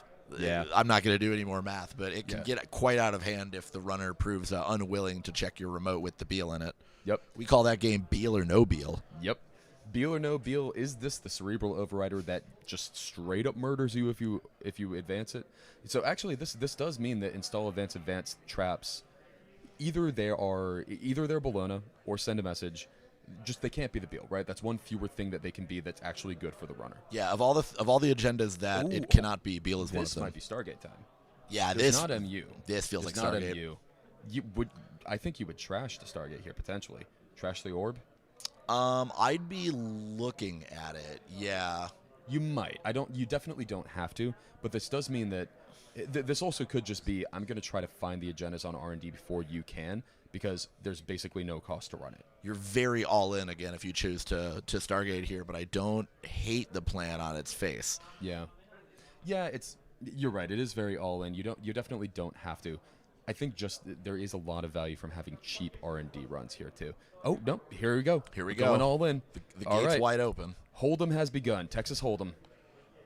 Let's see what's on top. Let's roll them bones. Bologna. Okay. There's ping, and that is an NAPD cordon. Is there any recursion whatsoever in this prov list? Or if Bologna hits the bin, is it just there? It is Spin Doctor. Spin Doctor's the only thing. Spin Doctor is the plan as far as Yeah. recursion. So Bologna does hit the bin. No Mad Dasher. You don't have to worry about getting a Mad Dash stuffed, but Rotage is going to have to click back up to 5 credits before can actually threaten run to steal this agenda. Correct. And he knows that Spin Doctor is not amongst the top couple of cards, so Yeah. what he's really trying to do is dodge the card in the remote. Now, important to note, again, no advancement win on that card from the Stargate run. Correct. So that's, to me, a is decent a indicator non-advanceable. that is not an advanceable card. The what- options what that would other leave us, options are there? Regolith or Spin Doctor. I believe those are the only options. Or, the thing that we're not mentioning, just a simple decline, but we're going to see the Regolith come down. You're right. It would be sick if that were a decline to bait it, like to bait it as a Spin Doctor. That would be But a great bait. I would give that 8 out of 8. Regolith, though, obviously a fantastic hit here. That's going to help solve Isaru's problems with credits. Just going to click that Regolith up, gain some money, leave a few charges on it. And leave the Beal in archives for another day. Still has the chance to draw into another Spin Doctor. Yeah, gain 6 credits, throw ice on archives, actually have money to res that ice. Tau can probably break that at some point, but you might delay Tau, but you might delay Tau actually getting up to 6 by a few turns by doing this, which might buy you time to find a Spin Doctor. Yeah, and unfortunately, I think Bologna is the exact agenda that Isari is looking to actually touch himself. Yes. What his game plan really, I think, wants to be to get that, I'll say 8th, but 7th point. That last agenda point is to drag Rotage through a remote as many times as possible and eventually hope that one of them ends with him not having 5 credits to take the Bologna. Yeah, that's correct. That's the path out of this game. I think scoring the second and third send messages are going to be quite difficult against Agreed. this Tau deck. Yeah. Having a send a message on a board, that does at least open up some lines where you can install your most expensive ice somewhere, maybe on the remote, and maybe get a free res there as a backup plan. You definitely don't like that, though. You'd much rather have the Bologna that just forces the credits. It also leaves NAPD. The only way I think you score the send a message is, again, with a cheeky NAPD cordon play. Seeing an HQ axis here, it's ping. That's a ping. The tag punishment not huge in this deck, so the tags really do not do much. Correct. I think the only tag punishment we're seeing is the one copy of Backroom Machinations, which is pretty much blank at this juncture, as well as 3 copies of Predictive Planogram. We have a Stargate, we have a Messna Chestfoe, a Cerebral Overrider, and a card that I can't quite tell what it is. It's NAPD Cordon. Oh, that's an NAPD Messna Cordon. Chestfoe and NAPD Cordon. That's the Cordon itself. Did those just go to HQ? Yeah, I believe they caught it. This seems like a great time to call a judge because it's very... that's really... This Now, is one of the problems with playing Netrunner in person, right? You can accidentally do stuff like this. This isn't as bad as it could be for Isari. This could very easily end up as a game loss situation. Those cards are relatively easy to track. They did not get shuffled into his hand. If those cards had gotten shuffled into his hand, I don't believe there's a good way to repair this game state. Notably, Rotage did know what they were. That is true. A judge could easily reveal them. Correct. They were open information to both players, so a judge should be able to wind this back. I am not a judge. A judge probably could rewind it. I don't know what the correct penalty is at this enforcement level. I'm not going to speculate too much on what the penalty is. I think I know what it is, but I don't want to incorrectly speculate. But it looks like we're going to get a judge to fix the situation. And Streamlabs is baiting us. We have not been able to have raffles all day, and Streamlabs is saying we can't enter the raffle now. Well, Streamlabs is while it is baiting us, it's right. We can't enter the raffle. There isn't one. It looks like the judge resolution for this situation is to shuffle the rest of R&D and then put the 2 cards that were known to both players on top in the same order. I think that's a perfectly valid way of repairing the game state. Remember, judges are your friends. They want to help you play Netrunner. They are not trying to punish people for making mistakes. They just want to make sure the Netrunner gets played clean, fairly, and correctly. Yeah. Yeah, and that is true all the way up to the World Championships. Obviously, this is a World Championship, though notably, I believe the enforcement level for, just generally, this is not as high stakes, as it were, of a tournament as the Standard. It's a little more relaxed, and obviously, Rotage also a just great competitor, great sport. I'm sure Rotage is fine with that. Would rather have a clean game in Netrunner here. Nobody... I won't say nobody. I'll speak for myself, but it would take a certain it takes a certain type of person. Yeah, to you'd have to be. off of that. You'd have to be pretty grimy to take a win that way, in this commentator's opinion. But anyway, let's go back to the game here. Yes. So Regolith still chilling in the remote. 2 ice on R&D though, is trying to shut down this Stargate. Yeah, Isaru doing everything that he can to make sure that R&D does not bleed agendas through the gate here. Content to leave HQ wide open. It seems like a perfectly valid line of play to me. Here's the ping. Ping does not do much. Ping gets broken by Corroder for 1. Looks like we're going to continue. This, I think. This is another ping. Ooh, it's another ping one. Gets broken by Corroder for 1. Okay, now, again, these are open deck lists. Rotage knows what the tag punishment package is, or really lack thereof. Predictive Planogram is probably the most worrisome card, but... That is a Cerebral, a Seamless, and a Seamless. Do you think take a Seamless here to shut down some of those plays, or do you think take a Cerebral? I think so. I think the game plan for Rotage is Stargate, at least for the time being. This R&D is not really that expensive to run through, and part of me wonders if there's an argument to just holding the tags here. I think so. What can they do? Oh no, I lost my telework contract. You spent 2 credits while you're on 1 to deny me 3 while I'm on 4? I guess the question is, how much do you care about getting a full value Predictive Planogram fired? I don't think you care that much. I don't think so either. Yeah. Rotage thinks differently. This is why we're not in the top cut of the Startup World Championships. Well, neither of us. Admittedly, neither of us. Yeah, played. neither of us entered, but hey, I've been busy all day. All right, so NAPD Cordon going to hand. We'll see if there's a draw. There's the Seamless we knew about. And that's a fresh that's card. a That is a fresh card. Drago Ivanov, as well as a Spin Doctor. Okay, so the Spin Doctor's big. Spin Doctor's big because that Bologna's still just chilling out in archives. It is juicy. Rotage Sitting there in archives. not really showing too much interest in going and getting that at this point. I think he's hoping that that's going to be the 7th point for him Yes. rather than the 6th. You really don't want to score Bologna until you absolutely have to. Sometimes you have to, though. I think the line for Rotage here is just get another Stargate in. If he sees the next agenda, then he's going to hope that he can get into archives and just win on the spot. Till I win on the spot. Yeah. Exactly. There is one more Bologna that could pop up, so it could take a few credits to actually get that scoop to win. Correct. But it is going to be unfortunate for Rotage if another Stargate comes down, find another Bologna, and then Spin Doctor hits the table. And Here's the shuffles gate. both of them Ooh, back. that's the send a That's message. The send a message. Okay, so here's the call. All Can he right, get into archives? And Oh, not, is that past turn? That's past turn. oh, that's Here's past mandatory turn. draw. Oh, and he doesn't know about the Oh, Spin Doctor that's- draw. Oh, it had to. There was only one unknown card. It had to be exactly. It had to be that. exactly Spin Doctor, and that's going to be Rotage is going to have to be Enormous. gutted when he sees this. You go. Yeah, install it. Install No the big deal. remote. You're good. Yeah, everything's fine. Everything's fine here, dude. Everything's fine. Don't worry about it. What's the worst that could happen? Now, what do you think Rotage is thinking here? Is he thinking, how is my opponent not just scooping him up? Yeah. He's good enough. He's got to know that there's a Spin Doctor. Rotage is a very good player. Rotage figures stuff out. Rotage might already be on. Oh man, it's a Spin Doctor. I better figure out something else. He's going to tread lightly. Oh, wow. Tread Oh, lightly tread into lightly? archives. That is 6 to as a Sick. gold farmer. Hey, I'll pay 6 to make you pay 6. Yeah. Maybe 4. Math. Rotage is thinking about it. So Rotage knows that if he gets in, he can no longer steal the Bologna. Yeah. Just gonna bounce. Yeah. What are you gonna do? Click for 3? Probably. What are you going to do? Tag me? Quote from Man Tagged.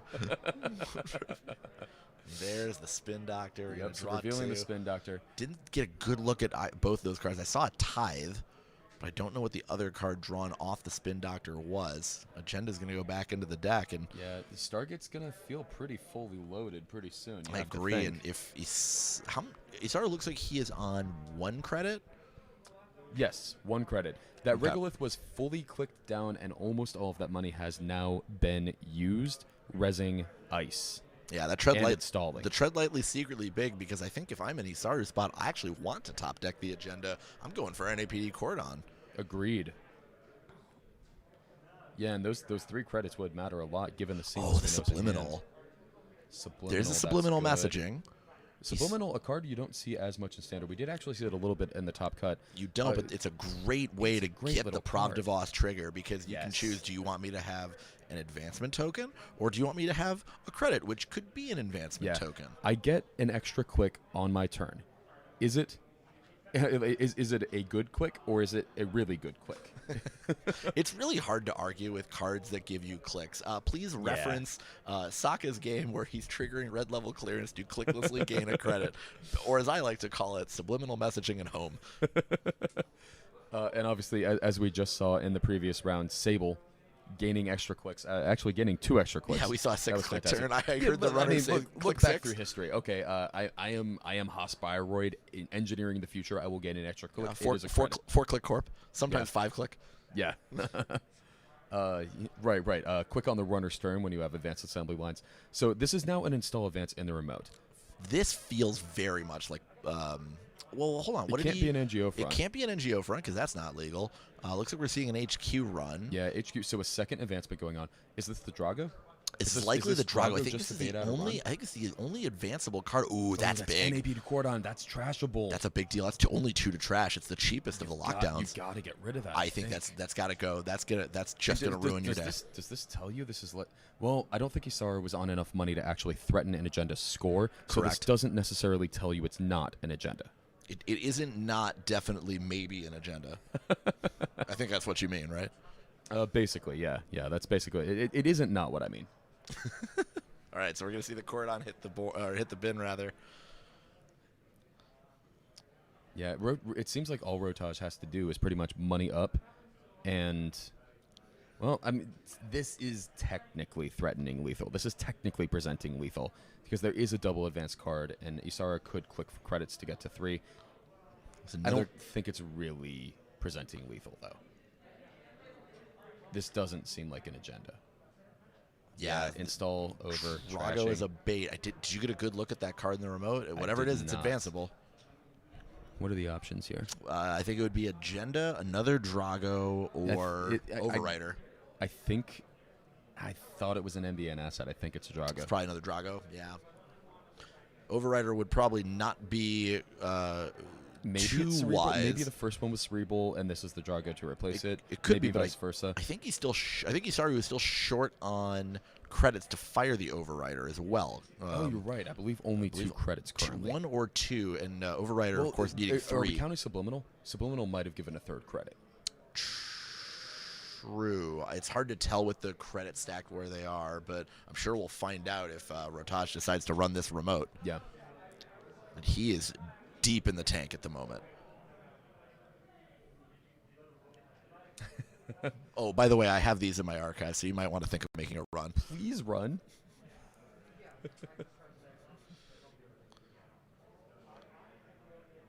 Isaru just spinning the credit token in his hand, like, okay, you won't. Indeed, you will not. There's a copy of Diesel. I'm going to draw 3, digging for some answers here. Diesel's such a fantastic card. It has just been a staple. Core set card, iconic, faction defining. Yeah. It's always so much fun to show Diesel to people who play other card games and not Android Netrunner. Wait a minute. You mean the card that says draw 3 for 0 isn't immediately banned in everything? What's going on? It is. It says a lot about the game. We operate on a slightly different time scale around here. We do. It's obviously still a good card. I think we've talked a little bit about if you're going to do that's a seamless access from HQ, so that's good information to have. That does give the information to Rotage that Advance Seamless is online if this is in fact an agenda. Rotage gesturing. Rotage thinking things over.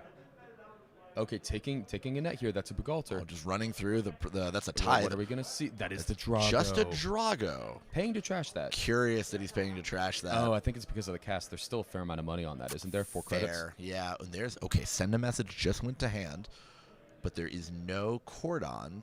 He's gonna go for it. You got to present lethal. Always present lethal. Always be presenting. Well, and honestly, this makes some sense to me. It is 4 credits to get through. So, well, you're going to drip up to 4 here, so that money is there. But is there a way for Rotage, if he thinks that's Bologna, is there a way for Rotage to get into the server and have 5 credits? The Gold Farmer just doing so much mental work and just, frankly, is doing a number on Rotage's credit pool. Yeah, it would click for credit, sure gamble, click for credit, run, that would do it. But that would be perfect, but sure gamble would have gotten played last turn, though, right? You'd have to think so. Yeah. And it's back to the tank for Rotage. It looks like we're going to draw click 1. That orb not looking too good right now. Yeah, this is actually lethal on 1 credit, right? Because seamless credit advance. Absolutely. You only need all it takes is 1, so that also the Prov suddenly in a fantastic position. Absolutely. This game turned around so quickly. Just the power of Gold Farmer. Power of Gold Farmer. If anyone's wondering, hey, why is this card banned in Standard? This is exactly why. Here's a clinic. Yeah. I believe the last card drawn from Rotage Click 2 was draw. It was Tread Lightly. That's not doing a whole lot. Nope.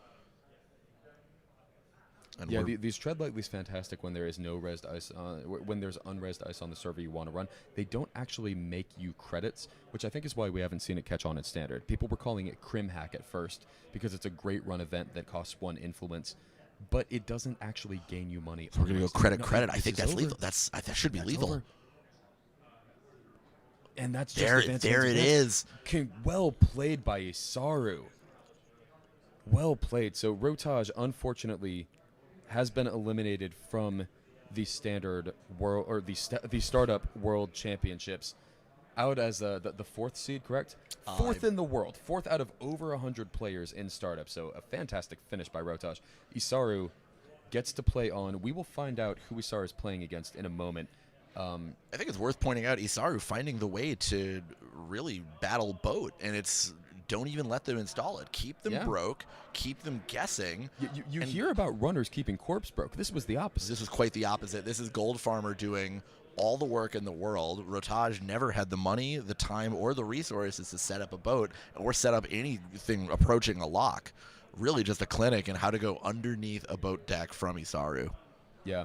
GG Isaru. Fantastic. Really well played. Well played by Rotage. Honestly, it was a hard-fought battle on both sides. For a while, I thought Rotage had it. That Spin Doctor really changed the game. Yeah, that drawing the Spin Doctor at the exact moment to shuffle in 6 points Enormous. really was a game changer.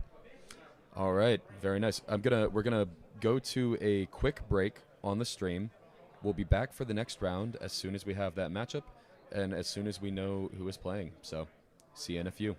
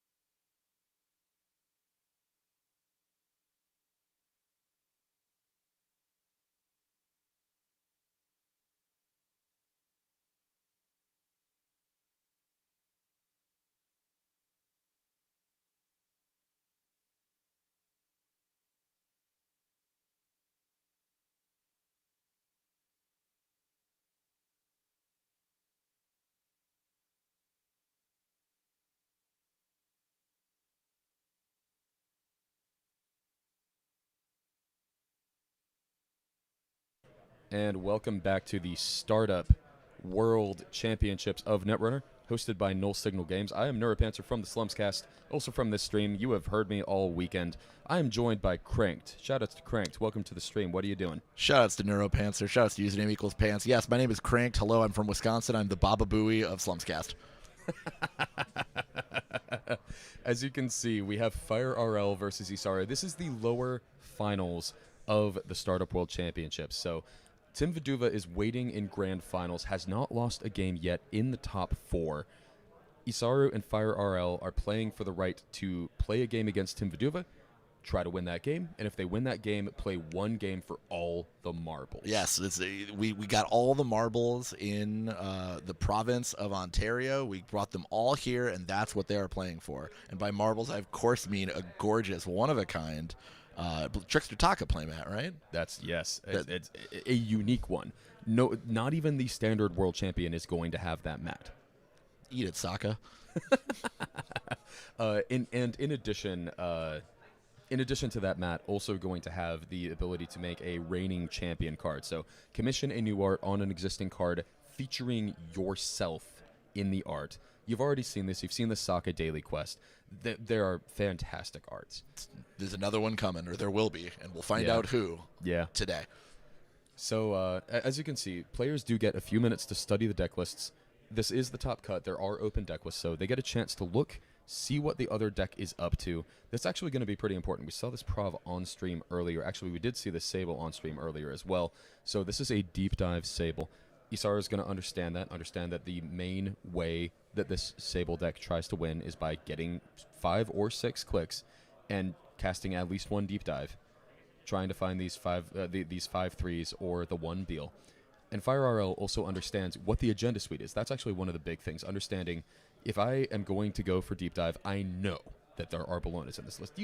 Realistically, you know, but now you are 100% sure. And you also know there are not Urtica Ciphers, there are Cerebral Overriders. That is actually a really important piece of information. And not only are there Cerebral Overriders, but there's a cheeky 1x Neurospike just in case. Just in case a runner gets a little careless and lets things get out of hand. Absolutely. So they are studying the deck list. Once those are done, they will come in here just so we have access to them and can remember what is in the decks. I definitely don't remember everything in them. I know, I think I remember the influence on the Sable. The rest of it goes to Breakers. It's like, I think there's a Cleaver, there's a Hyperbaric, something along those lines. I do recall seeing a Hyperbaric when speccing that game, and a lot of the influence is eaten up by Deep Dive. Yeah. 5 influence per copy on Deep Dive. And one of the reasons Hyperbaric might seem like an interesting include, part of that is that there is Chesva in this deck, so you can't just get the incidental, I will charge up my Chesva while I'm running Centrals and not doing anything else value. Yeah, if you're an old head like me, you maybe saw this out of kit with Multi-Threader and Study Guide. Well, this is the startup version, Chesva plus Hyperbaric. Absolutely. So, they are off. The timer is going to be a little bit approximate here. We don't have an option for 35, and the games are actually 35 minutes. So, but they are off to the races.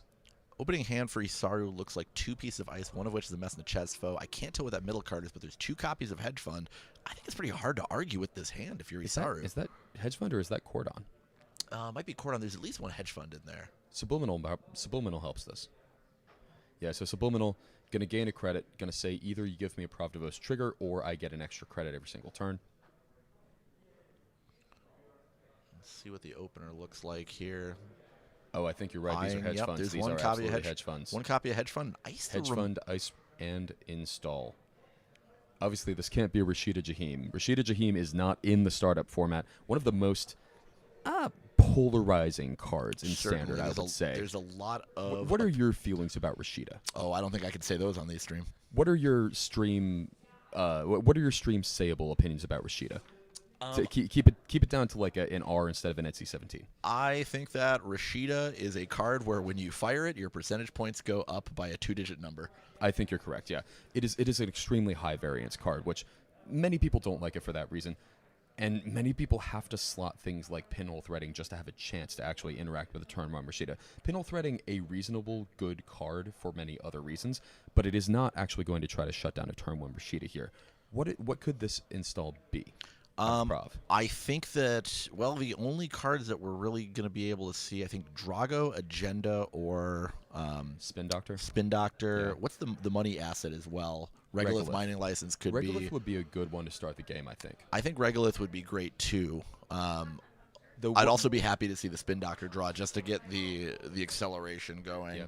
Especially on exactly turn 1, because obviously the problem with leaving all of these centrals open if you're Pravdavost is you are completely open for a deep dive. But what? Sable's going to deep dive with 3 credits left on turn 1? That's not going to happen. Correct, and especially with this Class Act going down on T1 as well. Oh, and it is in fact the Regolith. There is the very powerful acid getting res. That's going to allow Isar to click for a mighty number of credits over the opening we're seeing a turns stack here. of 1s there, so this is somewhere between 6 and 9, or somewhere between 6 and 10 credits. Not sure exactly how many. It's a lot, and it's enough to res a couple of pieces of scary ice here for Isar. Including the Messed chest vote Including the Messed chest vote we saw in hand. And what Fire RL's got to be worried about is if he runs any other server, that Messed chest vote could get even worse by getting an advancement token on it. That advancement token is good for -3 credits. You get no say in the matter, just lose them. Yeah, it really becomes the budget toll booth option in this ID. Such a cool ice for Pravdavost. All right, that looks like that is a Chesva on the board, and that's a copy of Carpe Diem. That's We're Carpe gonna Diem. Carpe some DMs here. I don't know where the mark is. Looks like on R&D looking at the die. die. Yeah, the new all of these marked dice went to people this weekend. The beaker is R&D. There's like a list of things that's archived and server rack.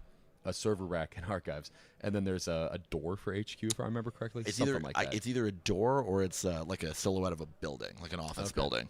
I appreciate placing the second die by the server just so it's very obvious to us where the mark is. That's good stream etiquette. Thank you. Yes, shout-outs to Fire RL. All right, drawing some cards off of Class Act, throwing them on the bottom there. Yeah, and this is where things get interesting, right? Pravdavost is denying some of the Sable value. Absolutely, but that is a copy of Backstitching coming down. That's not going to be doing too much with these centrals being uniced, but as soon as some ice comes down, that could very easily just be some ice nullified for the duration of this Backstitching's life. That's correct. Backstitching, very powerful resource that allows you to bypass a piece of ice that you're currently encountering if you are running on the server that you have marked for the turn. So if your mark is R&D and there's an ice you don't want to deal with on R&D, Backstitching says, no thank you, I will walk right past it. Now, what's the timing on Backstitching? Let me look it up, because obviously we have kind of the toll booth window, right? Does it interact favorably with the toll booth window is my question. That is a great question. Will absolutely be relevant to this matchup. There is, I believe, 1 toll booth in this Pravdavost deck. It is whenever you encounter a piece of ice during a run on your mark, you may trash this resource to bypass it. So it would actually skip the Messed Chestfoot trigger. Absolutely. Which is, you're right, a very relevant interaction here. Speaking of some ice, there they are. Yep. The ice have entered the chat. Looks like it is going to be our guys. So Backstitching turned off for the turn, but hey, no problemo. Yeah. So we're going to see a drawn click 1 there. Yeah, and it's Backstitching, a card that I think we actually tried it out when we were testing decks for Worlds out of APOC Criminal in the standard format. You can see some of the power of it here for a plan like Deep Dive, though. Similar to APOC, you only need to run all 3 centrals maybe once, maybe twice. You probably want to get other runs through the course of the game, but this Backstitching being a limited time resource doesn't matter that much when a few power runs could just end the game. Absolutely. Outright. Here's a effectively click neutral copy of Dirty Laundry coming down for Fire RL. Yeah. Love getting clicks and money for free. What? Can't tell exactly. Yeah, that's an alt. I can't quite tell what it is. It is fantastic seeing everyone's alt arts. It is also a little difficult. Now, this is poor stream etiquette, I would say. I rescind my shout-out for Fire RL. Admittedly, we didn't go over the table and ask what their alt arts were. We're okay, it looks gamble. like that is a sure gamble. It's a gamble. That makes sense. sense. It's dice on it. Yeah, I did see credits getting reached for. Okay, we're going to see a Drago off the top of R&D there. The tag punishment in this Pravdavost deck is a little odd at face value. It is 3 copies of Predictive Planogram and 1 copy of Backroom Machinations. Backroom Machinations, very key in an agenda spread with so many 5/3 agendas. I believe we have seen Cleaver hit the table. Is that correct? That looks it's like red. Cleaver. I think it's Cleaver. Orange. It looks like a Cleaver to me. We'll find out when a barrier gets rezzed. So we're going to see a Class Act draw to begin. Yeah, Class Act, obviously, it doesn't actually increase the number of cards you draw, which matters for things like PE, but it does increase the card quality quite a bit through the course of the game. Yes, and if you have a card that you especially want to see over the course of a given game, deep dive, you just become significantly more likely to see that whenever you click to draw. We're Carpe-ing some DMs right now. Carpe the DM onto Archives, as that is the marked server. Yeah, obviously, Deep Dive could, I believe if I'm reading correctly, Deep Dive could happen this turn. Backstitching value would not happen if that's the case, but you might not need it. And hey, the backstitching will stick around. You can always fire that on the next Deep Dive. Right, it's not an Apocalypse where you would have to flip it over. And it is a little awkward seeing these Carpe Diems come out with the free runs, as that is going to trigger Prov DeVos Consulting's ability, allowing for a free advancement token. We see that going on into the remote. So we see a single advance card in the remote where there wasn't one before. Yeah, and that is over installing a Class Act over a Class Act just to draw 4. That's, you see that play fairly often. There's Drago. Here comes a tag. Oh, Drago's going to trash that Class Act, right? Or potentially the backstitching. Yeah, the Class Act. Though there's, yeah, and the backstitching, so both go down. Very heads up from Isaru, I think, understanding the threat that backstitching can theoretically cause. Mm-hmm, absolutely. It means I get into this server even if I don't have the right breaker. R&D the mark this turn? Yeah, it could have been relevant this very turn. After looking at the deck list as well, I believe the only advanceable ice in this Prov deck is going to be Messna Chestfoe. So that should be a little bit of a tell for what this R&D and remote ice is. But yeah, so backstitching would have been perfect there, right? Backstitching would have been excellent. You run HQ, figure out what that ace is. Maybe you break it with Cleaver. If you can't, great. You wait for another turn. If you can, you might be able to fire off a Deep Dive this very turn. Now, luckily for Fire RL, there is another copy of Backstitching in hand. However, I think he's looking at this Pinhole Threading that's in his hand, because Drago's going to get out of hand if he doesn't deal with it very quickly. Absolutely. Drago seems like a really good target for this Pinhole Threading. And that is the new Cat Shen alt art on Pinhole Threading. Excellent card. Yes. There's Backstitching coming down goes first. down. Seems like that has to indicate that the Drago is going to get run this turn. Because what? You clear the tag and they just tag you again. Yep, that's the Pinhole. There is the very powerful run of that. Looks like it's going to be targeting R&D. R&D, interesting. The backstitching does give you that value. Backstitching is live. It's going to force a res out of Isaru. And oops, I guess I bypassed it. My bad. Are we now? It looks like Isaru is removing the counter. Are we wrong about? I believe this doesn't work. They're both on in counter effects. And so it is the runner's turn. So it looks okay. So Isaru putting the counter back. This is not an offer you can't refuse. That is not in the startup card pool or the standard card pool. All right. Well, if you're playing Stream Bingo at home, you can check off the box that says offer you can't refuse. I hadn't said it all weekend. I had to say it. If you are in Slack, please type !AOYCR. Okay, and it looks like this is getting settled. Yes, backstitching okay, I see a nod. is going to happen first, and allow the Pinhole Threading to go off without a hitch. And that's good value. That's also a click from Sable. And critically, another advancement token for Isaru. Indeed. Yeah, so that Messna Chestfoe on the remote is even more threatening now. That is saying, if you're going to run this twice, you have to deal with Messna Chestfoe. Now, what is the decoder of choice in this Sable Hyperbaric. list? Okay, that's still what's the strength on Messna Chestfoe, I believe, is 3 or 4? I think so. Okay, it's we can pull that up. We can pull that up if necessary. It's a little tough to tell from this angle, but Hyperbaric doesn't really do so well against these advancement tokens. Yeah, especially against Prov, where you don't want to have these incidental runs on central servers where you're charging up Hyperbaric, because you just give a bunch of extra counters. Messna Chestfoe is strength 4, it looks like. Okay, so that's a little awkward, at least to begin with, for Hyperbaric. Agreed. And the subroutines are relevant. Obviously, one of them says end the run. You don't want that. But then the runner loses 3, so you faceplant a Messna Chestfoe. If it has an advancement on it, you lose 6, and then you end the run. You never want that. And there's a copy of Daily Cast coming down for Sable as last cleric. Oh, yeah. Mandatory draw is a Cerebral Overrider. There, into the remote. Install. At least one advancement, I think. Advance. Double advance. The 160V coming out, the ADV and the ADV. Okay, this remote server has a very threatening aura. Looks like we're going to single advance rather than double. Now, notably, I think the double Advance plus Prov makes that 3 brain damage. It does, correct? and that which actually does turn on Neurospike with any score. it does. Of a 5/3. The magic number for the Neurospike kill to be live, discounting a runner mistake, leaving them at two or less cards in hand. You want 3 core damage. Yes. So yes, install double advance plus the Prov trigger would get you to that magic number, or that cursed number, depending on your perspective. Definitely cursed. Definitely cursed. Having hit cerebral overriders in my life, it is absolutely a cursed experience. I hit one at Worlds. I know it did. I never said that wasn't cursed. It was before I was playing. Do you know what that proxy is? Boomerang. That is a boom. Yes, I see the token getting hit there.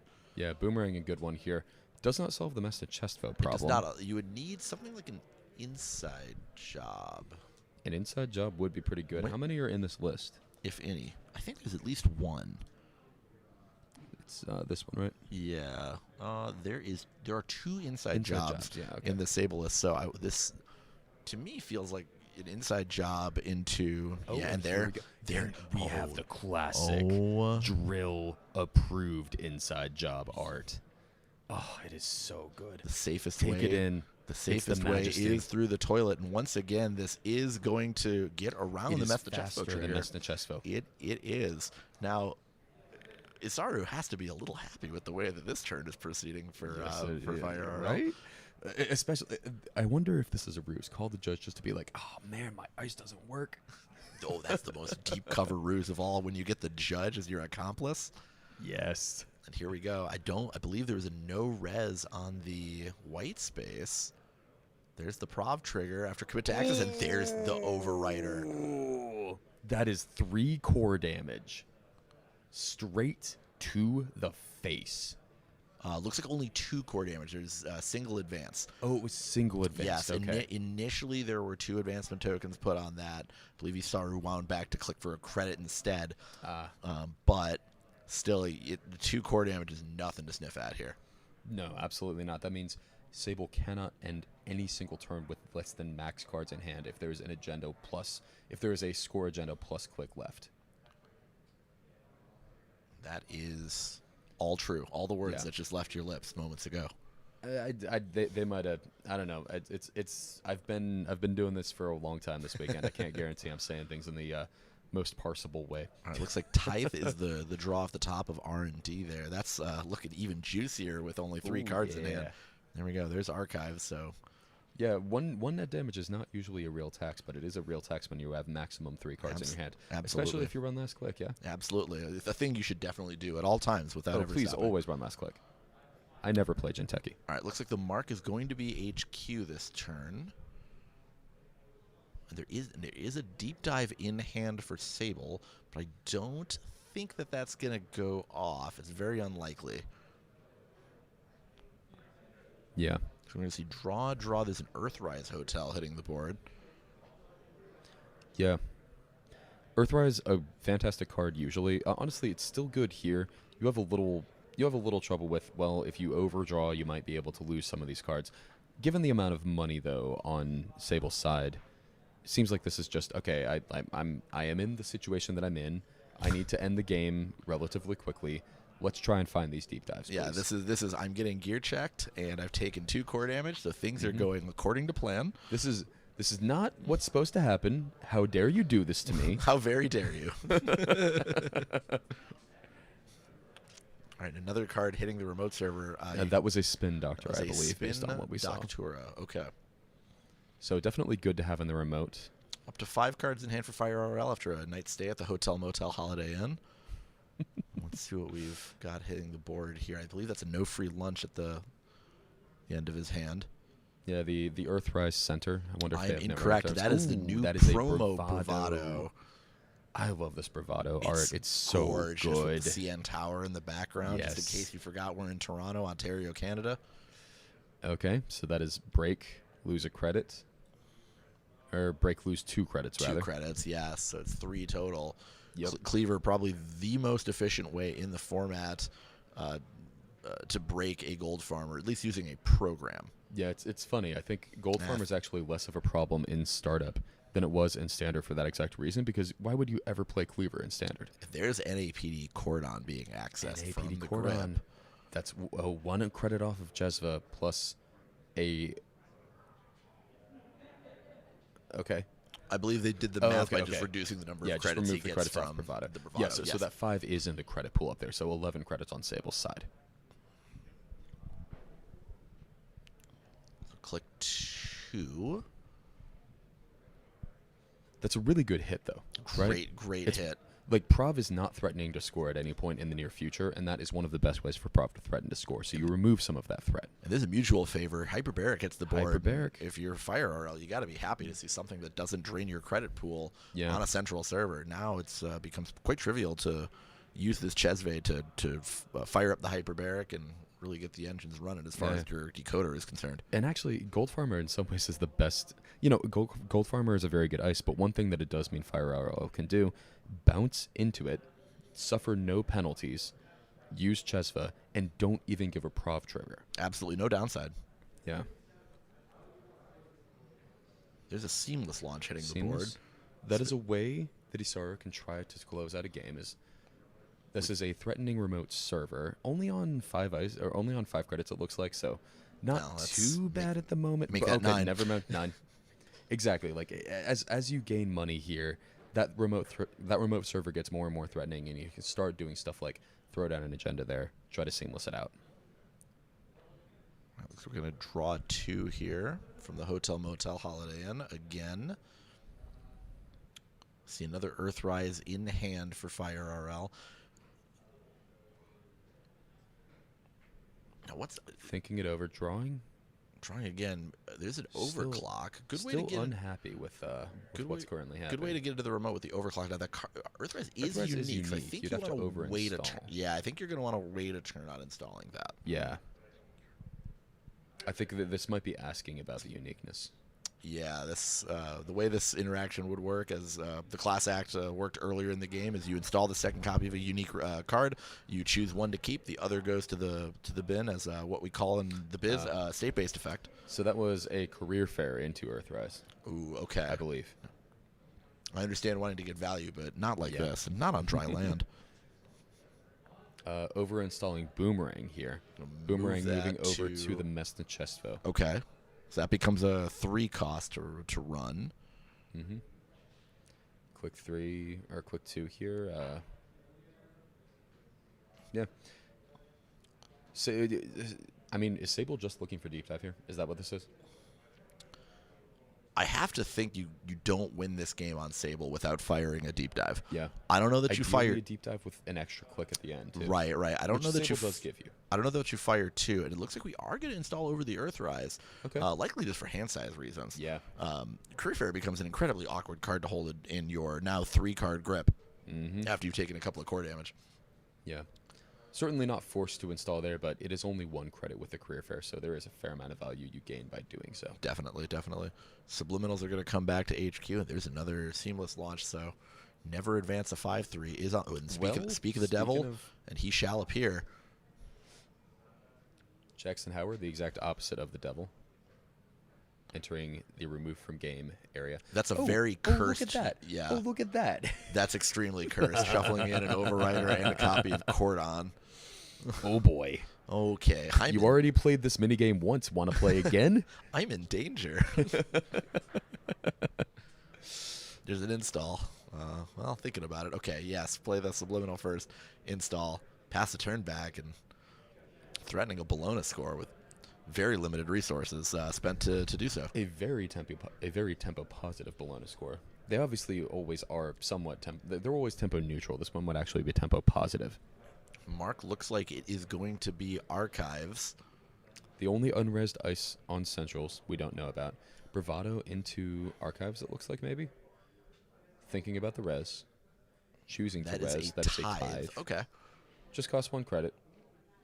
Currently not breakable with what's on the board, so it's going to fire here. Credit net damage. That's not too bad no, given the not my current board nets. state. Oh, my nuts. There's a that's actually that's a huge hit. Big deal. Actually, it's a deep dive. Big deal. Legal in this format, but not in Yeah. a runner deck. But yes, that is critical.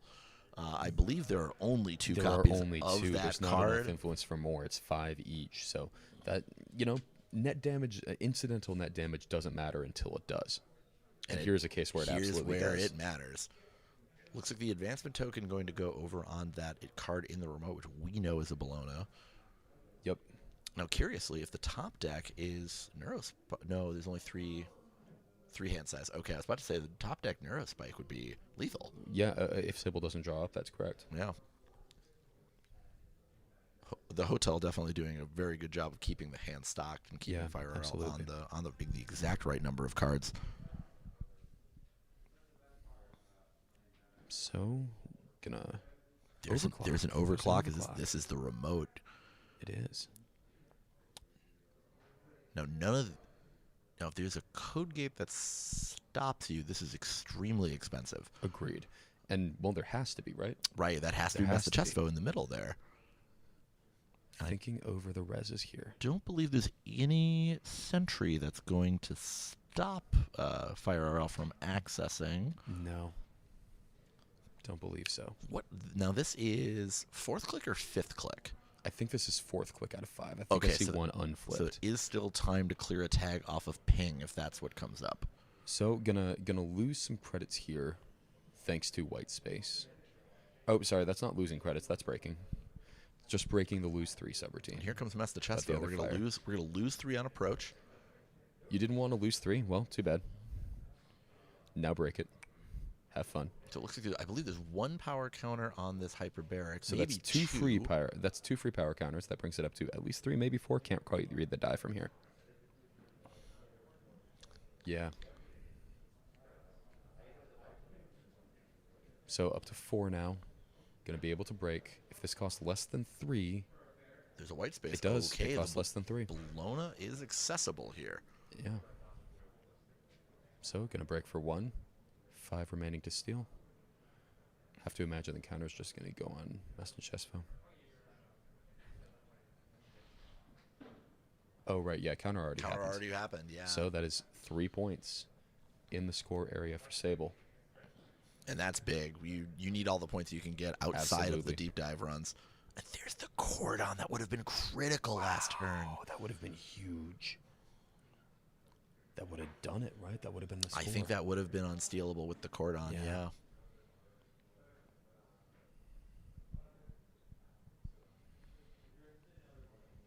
Let's see what So, Isaru thinking it wants to over. do from this position. Eyeing the ping in a his lot of hand. ice rest here, right? Now, some of it is not that expensive. I'm gonna draw on 1. There's another cordon, insult to injury. And we're going to just So click for 2 rude. credits.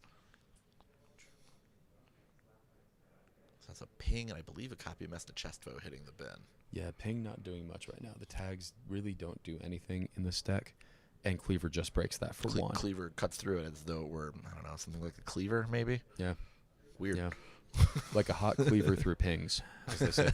I've said that so many times. Very common saying, yeah. Now, if you're Isaru, how do you win this? What are you currently digging for? What are you trying to do? I think that if I'm Isaru, my game plan is second Overrider. That's one of the most cursed things you ever said, but I think it's correct. I think second Overrider is gonna be the play. You can potentially make it look like a really awkward 5-3 score. Is this a copy of Red Team? I don't know many other resources that get that many credits on it, so it certainly seems like the one-of copy of Red Team. It is a one-of copy in of Red this Team. Sable list. It does make sense. There's a lot of money missing from Fire RL's credit pool. A lot of it Yes. got drained very quickly, so this is a way to build back. This is Dirty Laundry. Looks like we're going to go into HQ, paying all of my money. Well, I guess you can't lose the credits. You just break yes, for you 1. cannot lose credits you do not have. Welcome to philosophy hours here on here at startup. Yeah, it's actually finals here. the philosophy finals of Netrunner. Very philosophical game, this game.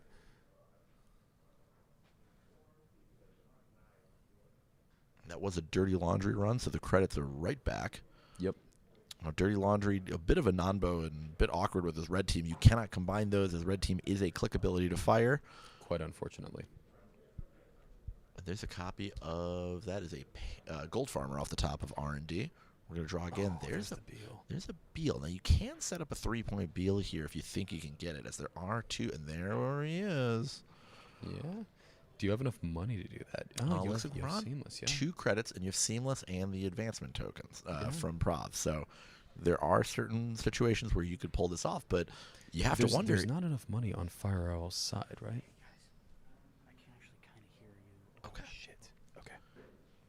It does sort of make you wonder if Isaru puts the token on the Beal that's in the server, is Fire Owl just going to check it? Have to think so, right? There's not that many advanceable things. Especially only on exactly 3 credits. That actually matters quite a bit for checking. It absolutely does. Though, that is an interesting question, right? Would Isaru be willing to trade 3 credits, the only 3 credits, for 1 core damage? Being that it puts Fire Owl on the magic number of 3 core damage, absolutely. Yeah. It just opens up another way to Yeah. win this game. Yeah, I think you're right. You'll notice we are talking softer. It is now quite quiet in the venue. This is the only Netrunner currently being played. The venue's being broken down a little bit, so it's quite quiet. We're making sure that they can't hear us over at the table. Even though we are, I'd say we're a solid, 20 yards away? It's close enough. Yeah, It's close enough. this tent is quite thin, so we're just entering ASMR hours. We're really counting on people playing Netrunner to shield our voices from the table. Yeah, I will do my best not to shout about snares so loud that they hear me over at the table while the mic is gained up this high, largely because there are none in this list.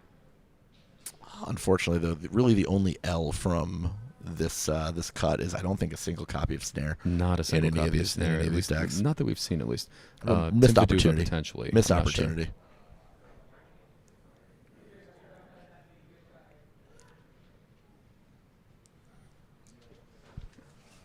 All right, so I believe there was a. Okay, so a Sable click here. Yep, looks like Run a on looks like HQ. a run. I have to think that would Yeah, be it a red was a team. red team run, I believe. Yeah, Based on the credits getting. we're gonna going access. into the We're gonna credit pool. access a card here. Yeah, let's see. We got money.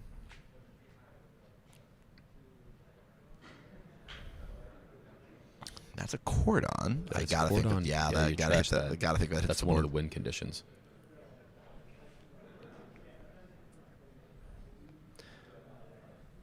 So that is a pretty big deal. Now, advancement does go down. Advancement does go Advancement down does go down. on the card in the remote, which we know Not is on the Project. ice. We know that's Project Beal. There's a copy of Daily Cast, and it looks like Fire Earl might be giving up on the remote Yeah. server, just conceding it. I think so. And that does open up the 3-point line. Yeah. It does open up the 3-point line, and if Seamless, Isaru seamless. happens to draw the third seamless, Things get very interesting things at get that point. very, very This gets interesting at very- that point. Oh, That would you're be right. A 4-point That Beal. would, the big, Show big me the deal. third one. The Okay, big, it's big gonna be deal. cordon, but I gotta think you're pretty happy to get that one too. The big Beal's good. You don't need the big Beal. You can just get the big Beal. Yeah, food is legal in this format. It's called Project Beal, and it's a 5-3.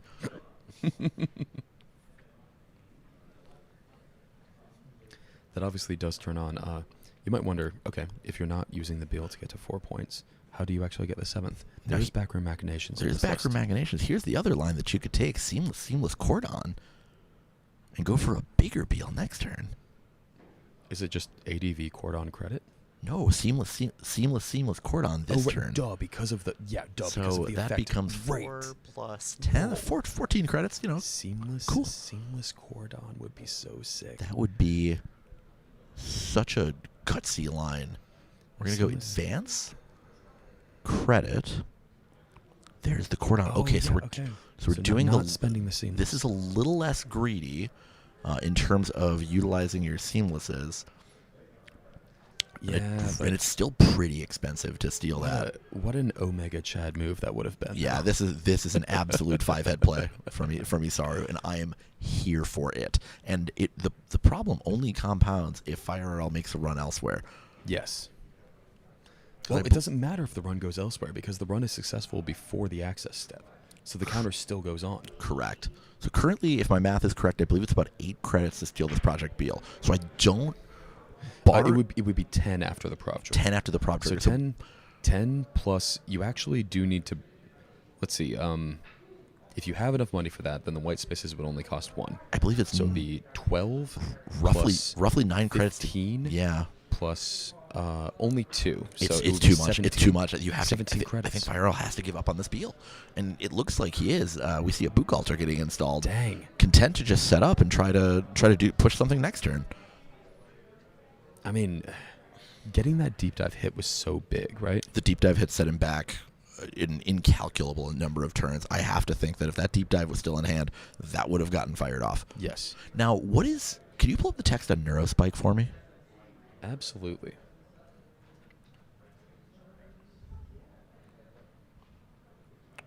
So the text on Neurospike: do X net damage where X is equal to the sum of the printed agenda points on agendas. Okay, you I scored this was turn. wondering. My line of thinking is, can you score giant Beal and then Neurospike them for $1 million? It would and the be answer, so sick. If the you answer is could. the answer is no, but you can still Neurospike for 2. Yes. Now we're a little ways That is off of that still in a terms of lot. credits, It would. Yeah. but it looks like with the double seamless, we are back in 4-point Beal territory. We're gonna draw a card. There's an overwriter, but Yeah. Get rid of that cordon. Get it out of here. It did its work. now let's see how deep Ooh, Isara wants to go. okay, There's seamless. 1. Okay, all right. We're gonna go for a food instead of a bit. We're gonna go for a medium Beal instead of man. a big Beal. I wanted the big Beal. You know, life is full of disappointments. Reality is often disappointing. 2 advancements would have been so sick. 2 advancements would have been wild, but you know, Oh no! Hold on. It is the big Beal. how It just. Oh, the prop trigger, right? the prop? Prop trigger takes it to 3. I only saw So you one. actually- you Oh, you only- can go advanced, seamless. Yeah. Oh, Yeah, I think that's okay. what I that thought he was. was. I thought he was a credit short of that line. I thought he was on 3. 3 credits is perfect. Tithe. Ran through Tithe for the archives mark. Oh, I forgot about time. Yeah. Yes, good call. Really heads up. Okay, so this is now game point for Isara. This is game point. Every other agenda in the deck is going to actually win the game for Isara. This is how you get back in the game. The big Beal. This is how it's a big Beal for a big tournament and a big moment for Isaru. The Grande Beal, as we call it. We don't call it that. I do now. Well, you're welcome to. There's That is a- another gold farmer. We've Yeah. seen that before. It is no FireRL knows it is in HQ. Have had no time and no money to install this anywhere. Another counter on Mesna Chesvo on R&D. It's making R&D even more of a just absolute nightmare hellscape for our FireRL to run. Right. Even with the boomerang, it is still going to drain 3 credits. And it's going to drain 3 credits again, and then it's also going to drain 3 credits again. Now, how does Isaru get back in this game from a money perspective? Being on 0 seems very difficult in this format. Well, there is a wonderful card called the Basic Action card, and you can spend a click to gain a credit. Oh, yeah. I used that one yesterday. I Yeah, genuinely, that went I okay. genuinely think that is currently the economic plan for Isaru, though. I don't think there's a fast way to recover, unless are there predictive planograms in here? There are predictive planograms. Yeah, There are predictive 3 planogram of. would be a fantastic draw in that case because that lets you get up to 3, which is an entire turn of potatoing. We're going to access from R&D. It looks like it is That's a a spin doctor spinny D gone. going into the bin. I believe there's still one more in the deck. Looks like there's one removed from game, and now the one that just hit archives.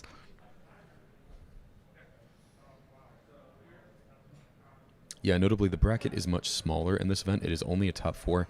Currently, Isaru and FireRL are playing there's in the the deep lower dive. final. Oh shit, the deep dive. Okay, we're going to see the top 8. I believe there is a click to spare. Yes, thanks to There- Sable. Oh, and that's it. That's it.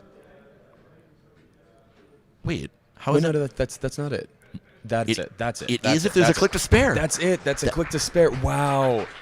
Wow, the A dive. single deep. All The it took was dive. one dive. Everybody gets one, and sometimes that one is enough. Deep dive, the deepest dive, a deeper dive, if you will, is enough to win the game for FireRL. Yeah, deep dive does Snatching it. victory from This the jaws is- of defeat. This is the power of deep dive, right? All you need is that one power turn. It turns out the way you win Netrunner games. You access the agendas. Yeah, just touch the agendas. Forehead, easy. It's sick rips. If sick rips are with us, who can be against us? Yeah, the 2 steps. Here's what it is. Step 1 is touch the agendas. Step 2 is don't not touch the agendas. And with that, I think that's No, the lore. Fire RL did not quite complete step 2 on that, but did complete step 1 well enough that it Hey, that you know worked. what? It's fine. Yeah. We take it. Yeah. So that is going to be Isaru is going to finish third in the inaugural Startup World Championship. So congratulations to Isaru. Third out of a field of around 100 players playing Startup today. Really, really Fire well RL, played. And on a really incredible, taxing nightmare of a deck. such a cool prov list. Yeah, such a cool prov list. And Fire RL going to move on to the grand finals against Tim Viduva. We're gonna. I believe there's gonna be a short break. Just players need to look at the deck list. Players need to grab a few minutes between rounds just to decompress. That was a pretty exciting, emotional way to end a game. So gonna give Fire RL a few minutes to cool off, and then the players a few minutes to look at the deck list, and then we will be in here to talk about the grand finals matchup. See you in a few.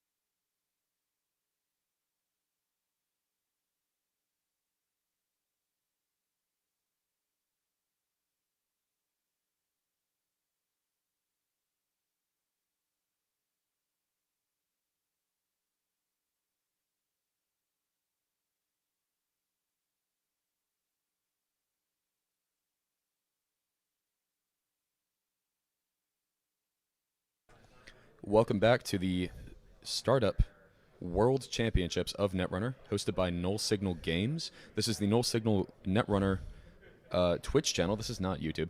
There is a YouTube channel. We're not currently streaming on it. These will be VODs on YouTube at some point, so make sure to check them out there. You might be watching them already. I might be speaking to you in the future.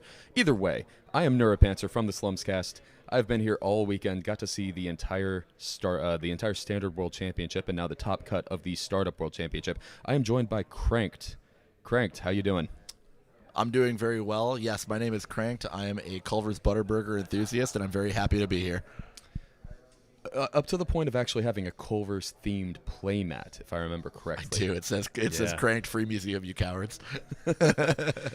We did get a few. So Cranked and I were on the same King of Servers or Crown of Servers team this year. It was the two of us and Andre. Andre absolutely carried us in terms of record, and honestly, maybe in terms of what I'm about to discuss. But we did get some compliments that the commentators team had the best mats all weekend, which really, in my opinion, is the game. That is the real game. Yeah, Culver's mat. You had Andre's vanity mat with the Zellinger art, and then your drill mat, of course, Yeah. legendary. Yeah, and I think very important to note the Zellinger mat turned to face the opponent. Oh, yeah, it's a flex. It's Yeah, a real the biggest flex. flex. All right, well, we're heading into the grand finals of the inaugural Startup World Championship here in Toronto, Ontario, Canada. We have played 5 rounds of Swiss and a top 4 cut to determine who is the best startup player in the world for the first time, and we're about to learn. So I believe that we have Fire RL coming in from the lower bracket, who has played a slightly longer road than his opponent, who is Tim Viduva. Fire RL representing Sable on the runner side, but we're going to see him play Corp. This is Near Earth Hub Classic from the Lunar Cycle. Tim Viduva representing Lat, one of the new runners from the Ashes Cycle. Correct? No, it's Lat. Oh, it is Lat. Okay. Yes, he is on Lat. I can't see. All these green IDs there. Yeah. I even played Lat this weekend, and I can't spot it on a map. Yeah, Tim Viduva coming in from Notably, Tim Viduva is a member of Null Signal Games on the rules team. So Interesting. Is it a bad look for a member of Null Signal to win an inaugural tournament? In my opinion, no. Everyone played the same tournament. Everyone played the same rules. All Tim right, just, hey. Tim's just crushing it. Well, yeah, absolutely. But we're going to see Tim Viduva coming in on the winner's side of the bracket, and what that means is Tim only needs to win a single game to be crowned world champion of Startup. Fire RL is a slightly more difficult path. He must win 2 games against him in order to take that crown for himself. That's true. So this is, if I remember correctly, a match. This was the upper finals before. So these two players have played. It actually might have been this exact matchup. It was the this Lat exact versus Near Earth matchup. Hub. So both of them will know exactly what the other deck is up to. They do, and I got to think that Tim's probably pretty happy with this matchup based on what I saw. What did you see? I didn't actually see any of that game. I saw a Parisia and the rest, and some Drip Econ, and the rest kind of doesn't matter. Oh, no. So thank you, Fire RL. This is good stream etiquette, letting us see that is a terrible hand with 2 agendas and no gas. Pretty bad one. Yeah. But yeah, definitely a good mole. Near Earth Hub, absolutely an ID that loves to install just a bunch of assets, go very horizontal, as the kids call it, because you do draw a card every single time you create a new server. Lat also loves to draw cards, but Lat will be drawing at the end of his turn if he has the same number of cards in his hand as the Corp does. The reason Parisia is such a key card, Parisia allowing you to get a 2-credit discount to trash assets, 2 recurring credits that refresh every single turn, and trashing assets, absolutely something that you have to do in order to stand a chance against Near Earth Hub. Yeah, and some of these assets, so looking at this list, we have 3 Bladder Wart. That's the biggest influence spend in this list. That obviously, it is a 1 res asset that drips 1 credit per turn, and then also, if you happen to be on low credits, it deals net damage. So it's a little bit of a mix between a pad campaign and a bioethics association. You can also throw ice on it, unlike a BEE, which is quite good.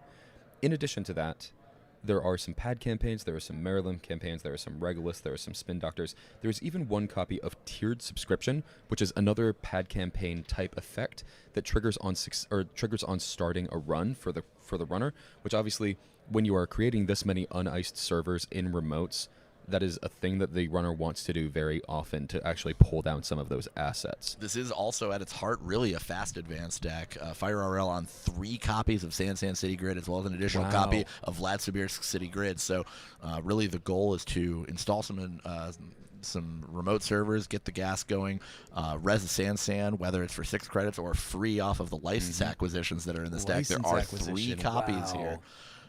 That's such a cool. Get the San train going. Lat Such a cool Lat tech. gonna do his best to stop it, as there is a clot in this deck. This looks pretty close to the Lat deck that was tearing it up during Continental season. Although there are 2 copies of Deep Dive, 2 copies of Pinhole Threading. A couple copies of No Free Lunch, and the Breaker Suite obviously slightly different, being that we are in startup. We've got a Bugalter, a copy of Cleaver, but then the typical Hyperbaric that we've been seeing out of Lat. That seems pretty good to me. That seems like a very good runner deck. That seems like that is basically a standard deck. And it seems like 3 of the best icebreakers in the format, absolutely. Yeah. But we're So starting off with 2 ice on Centrals, on HQ and on R&D for NEH, plus a draw by installing a remote server. looks like a diesel coming out of Lat that looks Oh, like a shiny a Sure Gamble. foily Sure Gamble. Yeah, Love the it. The foil Sure Gamble. Yes, That's fantastic. The drip, I think it's always very important to make sure that your deck has maximum drip possible. Foil cards, great way to do it. I was on a set of foil Liberated accounts myself this weekend. Oh, so good. Oh, we do see Stargate in the opening hand for Lat as well as an SMC. That SMC going to be really critical. The question for me is, do you get the Parisia and just start trashing the board, or do you save that for a clot threat a little bit later on down the road? The Parisia to start trashing the board seems really compelling to me. You definitely, one of the things that happens with these horizontal decks is if enough assets stack up, things scale exponentially rather than linearly. So there's a copy of Stone Ship Chart Room coming out. It's going to allow either 2 cards to come to hand clicklessly, or a charge of an installed card, usually Boat, potentially Hyperbaric as well. yeah. There's an So there is an interesting there's an interesting mini game going on in this game. So these are both actual both of these ideas actually center around powering their tempo through draw. With Near Earth Hub, it's simple. All you have to do is install a new remote server. That's easy. For that, you have to plan out your turn a little bit. You have to try to end on the same number of cards as the Corp currently has. But if you do that, you are rewarded with a free draw at the end of your turn. So you can go up to 6, for instance. I've heard Lat described as a little bit of a mini game, where the mini game that you're playing is, how do I get to the same number of cards as the Corp? What steps do I have to take? What gyrations do I have to perform to make that happen? A bit like playing Adam in that regard, making sure that you're always below maximum hand size to get the safety first draw. Speaking and of draws, obviously you want your turns to be still as powerful while you're doing that, so you don't lose value. But you also want to get those draws, because otherwise you're a blank ID. speaking of draw, we see the Stone Ship Chart Room getting cracked for 2 cards clicklessly.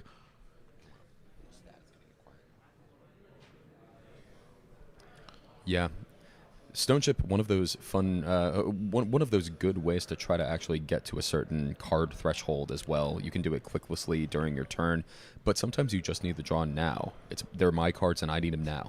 JJ Wentworth, baby. There is a Deep Dive in hand. We're a little ways off of that, but that's going to make for a good game plan. No free lunch. That's some of the influence spent here.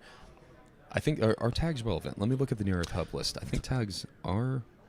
Tags do not look to be relevant here, so that's basically just 3 credits on demand. I don't believe there's any tag punishment. There's a copy of tomorrow's headline, but no follow-up outside of predictive planograms. Yeah, tomorrow's headline is mostly just another 3-2 in this list.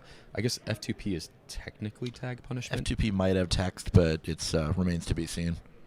Well, the problem is you actually have to read the text if you have a tag instead of just paying through it. That's true. It may cost more than 4. It's free to pay. It's free to play until it isn't. Then it's free to pay. Yeah, free to pay. Looks like we're seeing a telework contract hitting the board here. It looks like we're going to take credits off of it immediately. So, telework contract, somewhat reminiscent of Cody Jones back in the day. You get credits. You get them 3 at a time. You can only use it once a turn. So it is a card that you install if you expect the game to go at least a few turns. Obviously, this is the very beginning of the game. Telework contract just going to provide value. Daily Business Show getting rezzed on Fire RL's side, allowing him to fix his draws a little bit better. Now, we should be careful with the way those two cards get drawn. Yes. It is worth noting that playing in paper is a bit different than playing from JNet. Sometimes those two cards hitting your hand can be hard to track. So you just want to make sure that you're being careful and deliberate with your actions. Yeah, don't let yourself be the easy target of a judge call because you did something that was not legal.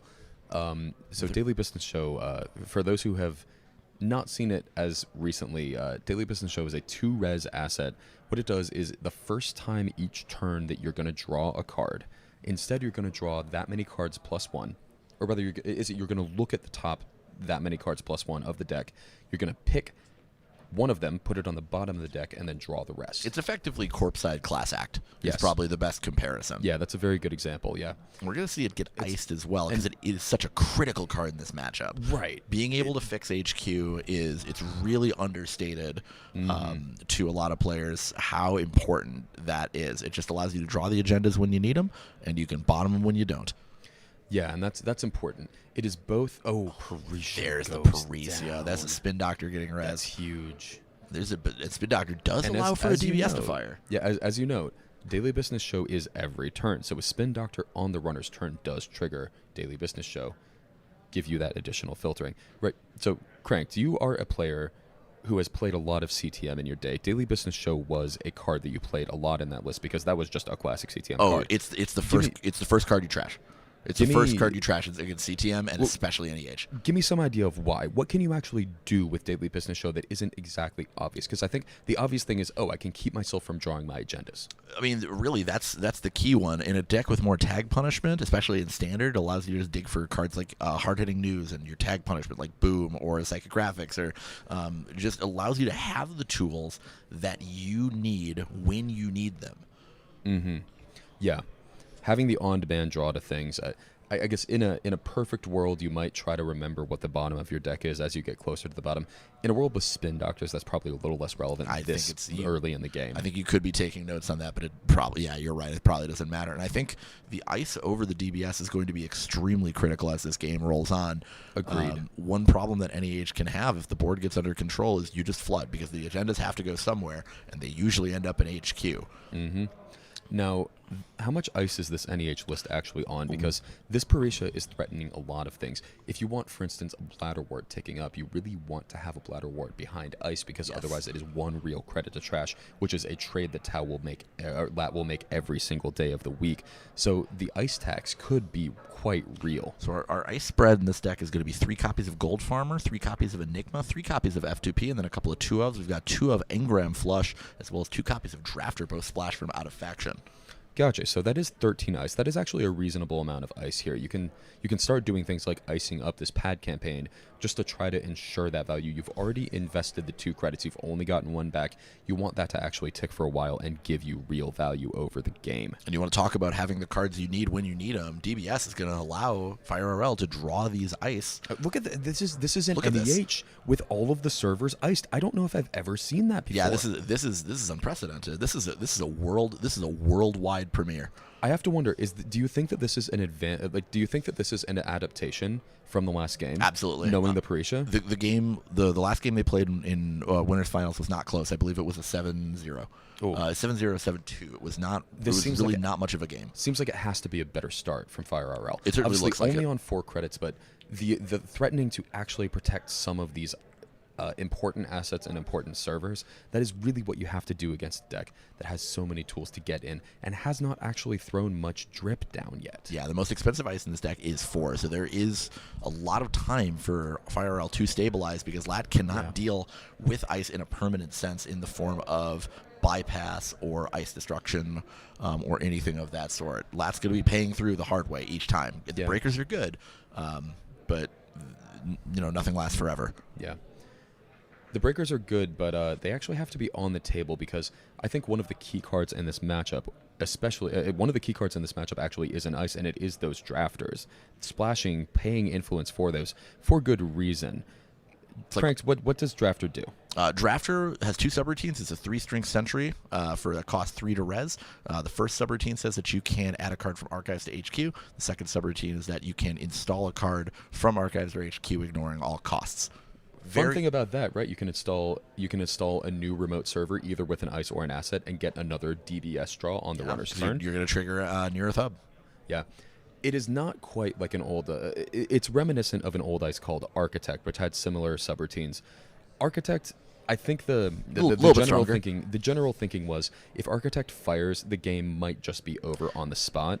I don't think that's true of Drafter, but there are situations where if Drafter fires, the game is over on the spot. It's not dissimilar from... Architect was not dissimilar from Rashida in that every time you get to fire an Architect, your win percentage jumps up by a double-digit number of percentage. Yeah, and I would say, like, it might not be a double-digit percentage when Drafter fires, but it's probably like 5%. And it only gets worse as the game drags on. Here's another iced remote. Granted, there's nothing in the remote, but another piece of ice coming down, and we're going fully horizontal. There's no fully operational, right? No, there's nothing. No, I wish. That would be so sick. I absolutely wish there was a fully operational. No, that would be extremely hot tech for this tournament. Tough to do that with all of the influence it costs, obviously, but this is the board state that you want for it. I see at least one agenda in hand. There is a copy of Project Beal in Fire RL's hand.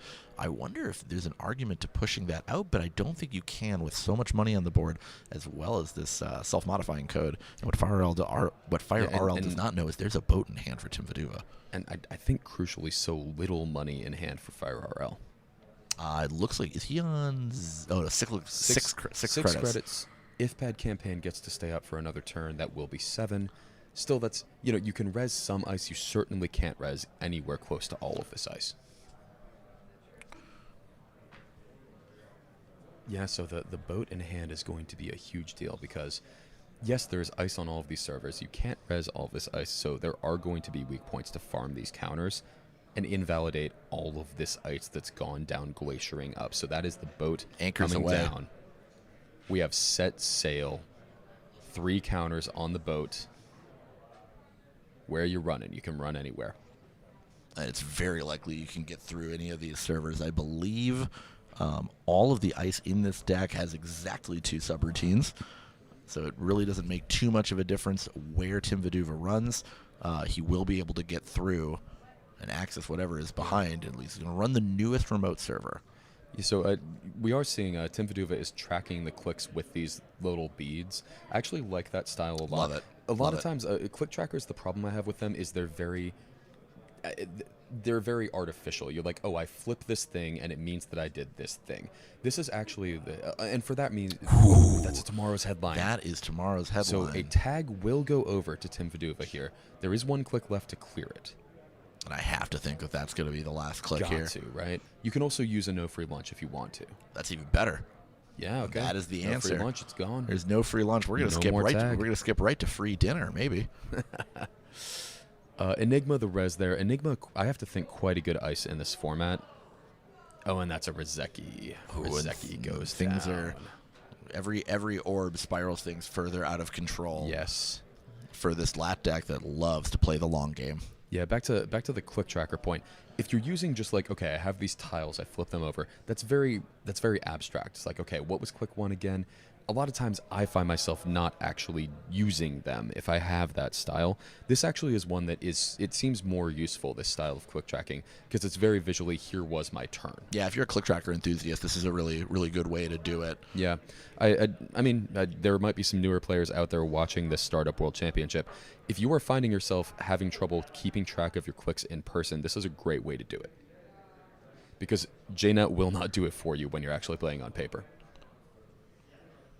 We're going to jam right behind that Enigma again. Yep. And click for 2 credits. Looks like 10 credits here on Tim Viduva's side. Yeah, 10 credits to 6 credits on Fire RL's side. Pretty far away from really making any magic happen. And this pad tap has gotten to tick for a long time. And crucially, this daily business show has gotten to tick for a very long time, yeah, the too. daily business show has gone for quite a while as well. So a ton of value gained here by Fire RL by the assets on the board. Have to wonder how long Tim Viduva is going to let these stick around. And I think the other question that Fire RL should be asking is, how do I score agendas?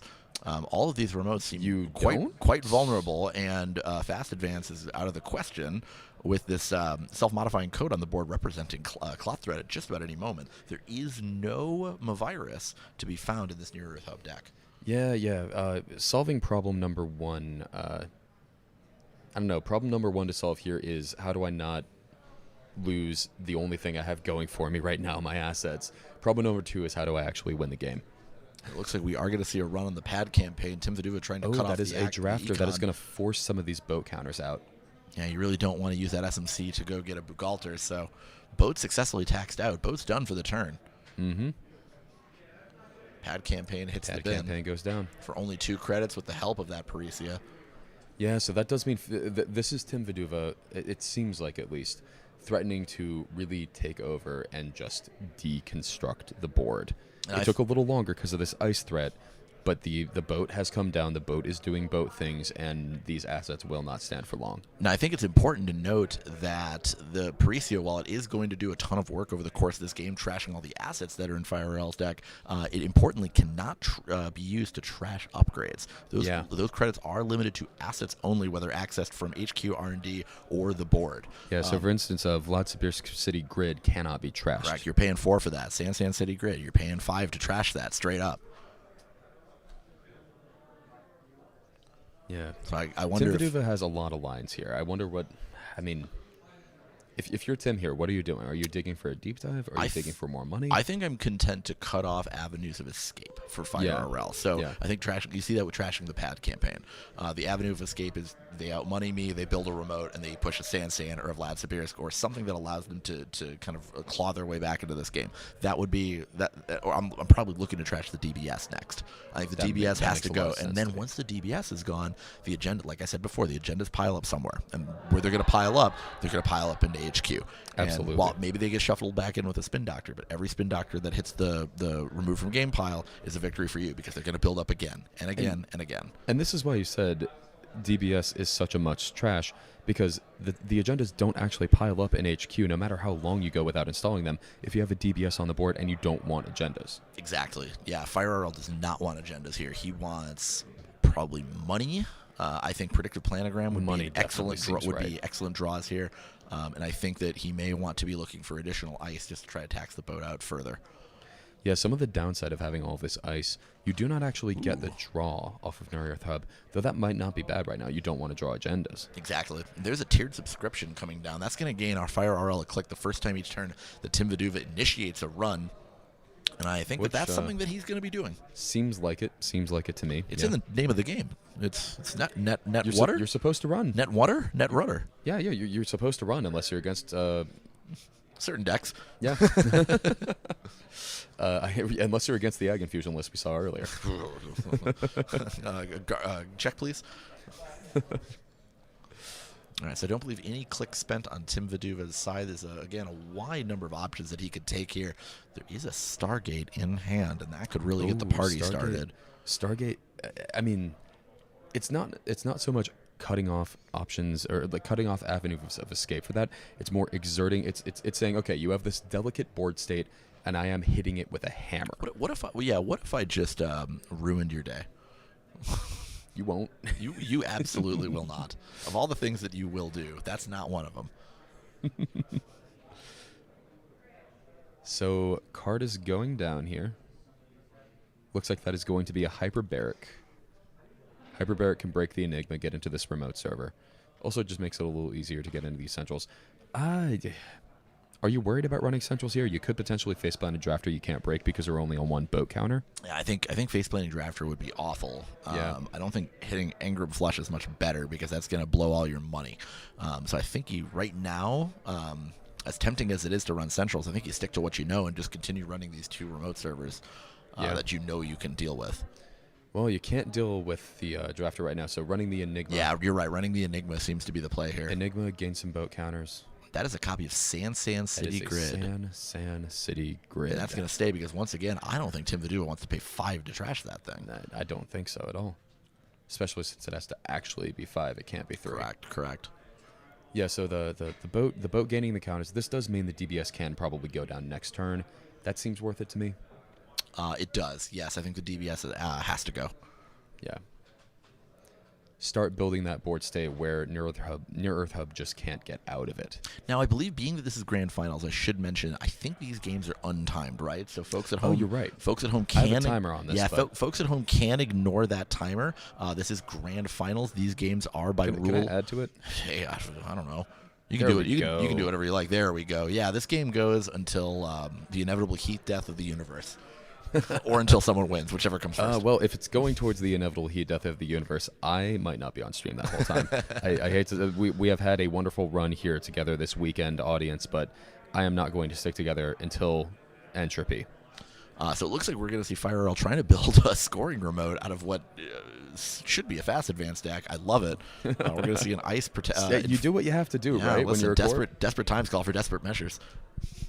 Ice in front of the Enigma, install something in that remote, pass the turn back.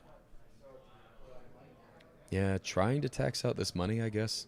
It's going to be difficult to tax out this money. You can tax out these boat counters. There is ice everywhere, and there is now enough money to actually res multiple ice, which matters quite a bit. Yeah, I'm trying to think what the worst thing that could be on the far remote is with the 2 cards in it. What's the worst ice that could be? I would Is there have anything with more than 2 subroutines? There's I don't not. think I Every see ice in this anything deck. Every ice in this deck has exactly 2 subroutines. No Yeah. more, no less. F2P maybe on the remote? Maybe F2P Gold draft Farmer? Maybe Gold Farmer. Gold yeah. Farmer? Yeah, if you boat through that, you still lose the credits, correct? Yeah. Because you actually do break the subroutines. You do. You break the subroutine, so it's 2 boats, 2 credits.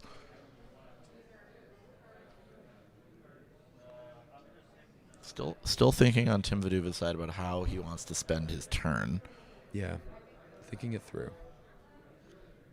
Deep Dive's still in hand. That is an option, right? You force some money resing on these remotes. And if FireRL's trying to go for a cheeky agenda score out of that the 2 ice server, forcing some ice reses on a potential deep dive run seems to be here's a pinhole. There's a pinhole threading. And it really makes you wonder, is Tim going to access the top card or the bottom card? He knows what the bottom card is. That's a Sand City Grid. There's a copy of There's an F2P. So F2P will cost 2 boat counters or 4 credits. Looks like 4 credits is the option. Makes sense. Boat counters are pretty... I think they're more valuable at the moment. They're quite valuable at the moment, yeah. So 3 counters on the boat now. So the pinhole threading Pinhole is threading. going to resolve. Let's see what the choice is. It's going to be the the new top card. card. He's going It's to the new hope this card. isn't an agenda, and it is an agenda. It's an agenda. It's a deal. So now it makes getting paying through that F2P with credits even more critical. I got to think that Tim Viduva is going to run that server. Yeah. Yeah, that pinhole effectively acting as an infiltration there, exposing that agenda. He has seen the deck list. He if he's paying attention, should be aware that every ice in this deck is vulnerable to boat right at this very moment. Yep. But let's see what the clicking off the last credits from here. telework contract there, just to prepare for the run. We're potentially getting ready to trash that sand that's in the grid as well, Yep. and really That put would be the good. screws. Neutralize multiple threats at a really, time. really turning the screws on FireRL. There's a That copy is of the the Gold Farmer. Sure enough. So this will cost 2 boat counters and 2 credits, or 6 credits. It's your choice, as they say in Roseville. All right, looks like the choice is going to be 2 boats, 2 credits. And 2 credits to break through Enigma. This leaves Tim Viduva at 5 I think credits, he's I believe. credit So perfect. exactly enough to Credit trash that. perfect to trash Yeah. the Sand City Grid if he So chooses that to. is a Beal. That is 4 to 0. Looks like he opted to leave the Sand City Grid, valuing the money. I suppose with the SNC on the board, that maybe end up being correct. Yeah, I think that's correct. This money does actually matter. It matters quite a bit, yes. Tim Tim Viduva Viduva, only on 1 counter. You really want to have money to break some of this stuff. Again, Only 2 credits here for Near Earth Hub, though. only 2 credits for Near Earth Hub, and Tim Viduva sort of forced to leave the SNC up to prevent a fast advance from coming in here in a few turns. So, really precarious spot, I would say, for FireRL. It's not bleak, but I think he'll have to play very, very well to navigate his way out of this position. Yeah, this is really the green control, turning the screws here. You can't really do much as the corp here. You can't really try to score agendas out of your remote until you have more money and more ice. But if you do that, then you're really vulnerable to something like a deep dive. And in the meantime, when are you ever going to do something like a skateboard trick of scoring a license acquisition to res the Sand? You're never going to do that. Yeah, I think that's the sort of play you have to make very, very early. Yeah, and unfortunately, this Tau deck this Lat deck was ready to run from word go. I think that's important, right? Shaper, obviously a faction that you see the Rizekis can like sitting back. This is a little bit different of a type of deck because you do have the endurance, but still it is important to actually be aggressive and actually run early against a deck like Near Earth Hub, but just in general. You can't just let the corp do whatever they want. You can't just call things whatever you want. You have to You have to bully them. Yeah, you have to bully them and give them a reason to fear you, basically. Yeah. You have to force the respect. They won't give it to you. So this is a run. That is a credit from tiered subscription. That is a drafter res. Oh no, that's going to be big. That's going to be force the SMC pop to I get. believe that's a Bugalter. Should so that's be going to be should be 6 Bugalter. total to install. And it's going to be a net of, I think it's 1 credit to break with the Bugalter disc bonus. Yep. So paying 3, should be getting 2 back.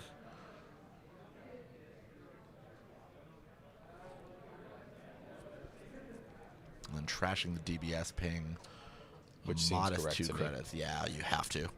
DBS gone. And that DBS has been firing just about all games, so it has gotten so much value. I think it was installed turn 1. I think you're right. Incredible value from this DBS. Honestly, it's been running long enough, and I think there are few enough spin doctors used, 0 in fact, that that what we were talking about earlier with actually keeping track of the bottom of your deck might be somewhat relevant right now. At least until the next spin doctor comes out. Yeah. So, just going to cut the deck here for Tim after the SMC. There's Starting a the turn, normal draw. drawing, just measly 1 card. Feels bad. Real feels bad moment there for Fire RL. You hate to see it.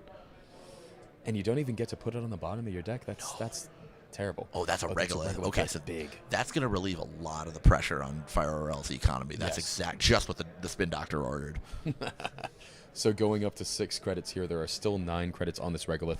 Absolutely worth bringing down for Tim Baduva, I have to think, and there are the 2 boat counters. However, that is going to mean those 2 boat counters don't go to a different server. Exactly. It is a tempo positive play for Near Earth Hub that also denies those boat counters to make a better play on Tao's side. To quote Mad Max Fury Road, that's bait. It's not even bait. It's actually a good thing to run. It's a good thing to run. It's just it isn't as good for. It's also good for you if that happens. It's the sort of thing, it sucks, but you'll love to see it. To quote luminary of our times, Drill. Almost completely. We can't say all those words on the stream. All right, looks like we're going to click the telework contract as well as first we're going to diesel up, then we're going to click the telework contract. Yeah, telework contract. A pretty good econ card in startup, I have to think. Only costs 1 and nets you 8 credits. Oh, there's a copy of Into the Depths. Sorry, Into the Depths. So this This is if you on? order this correctly, this can get the boat back to 2 counters after this run. Correct, because you can order the triggers as trigger endurance successful run first, get a counter.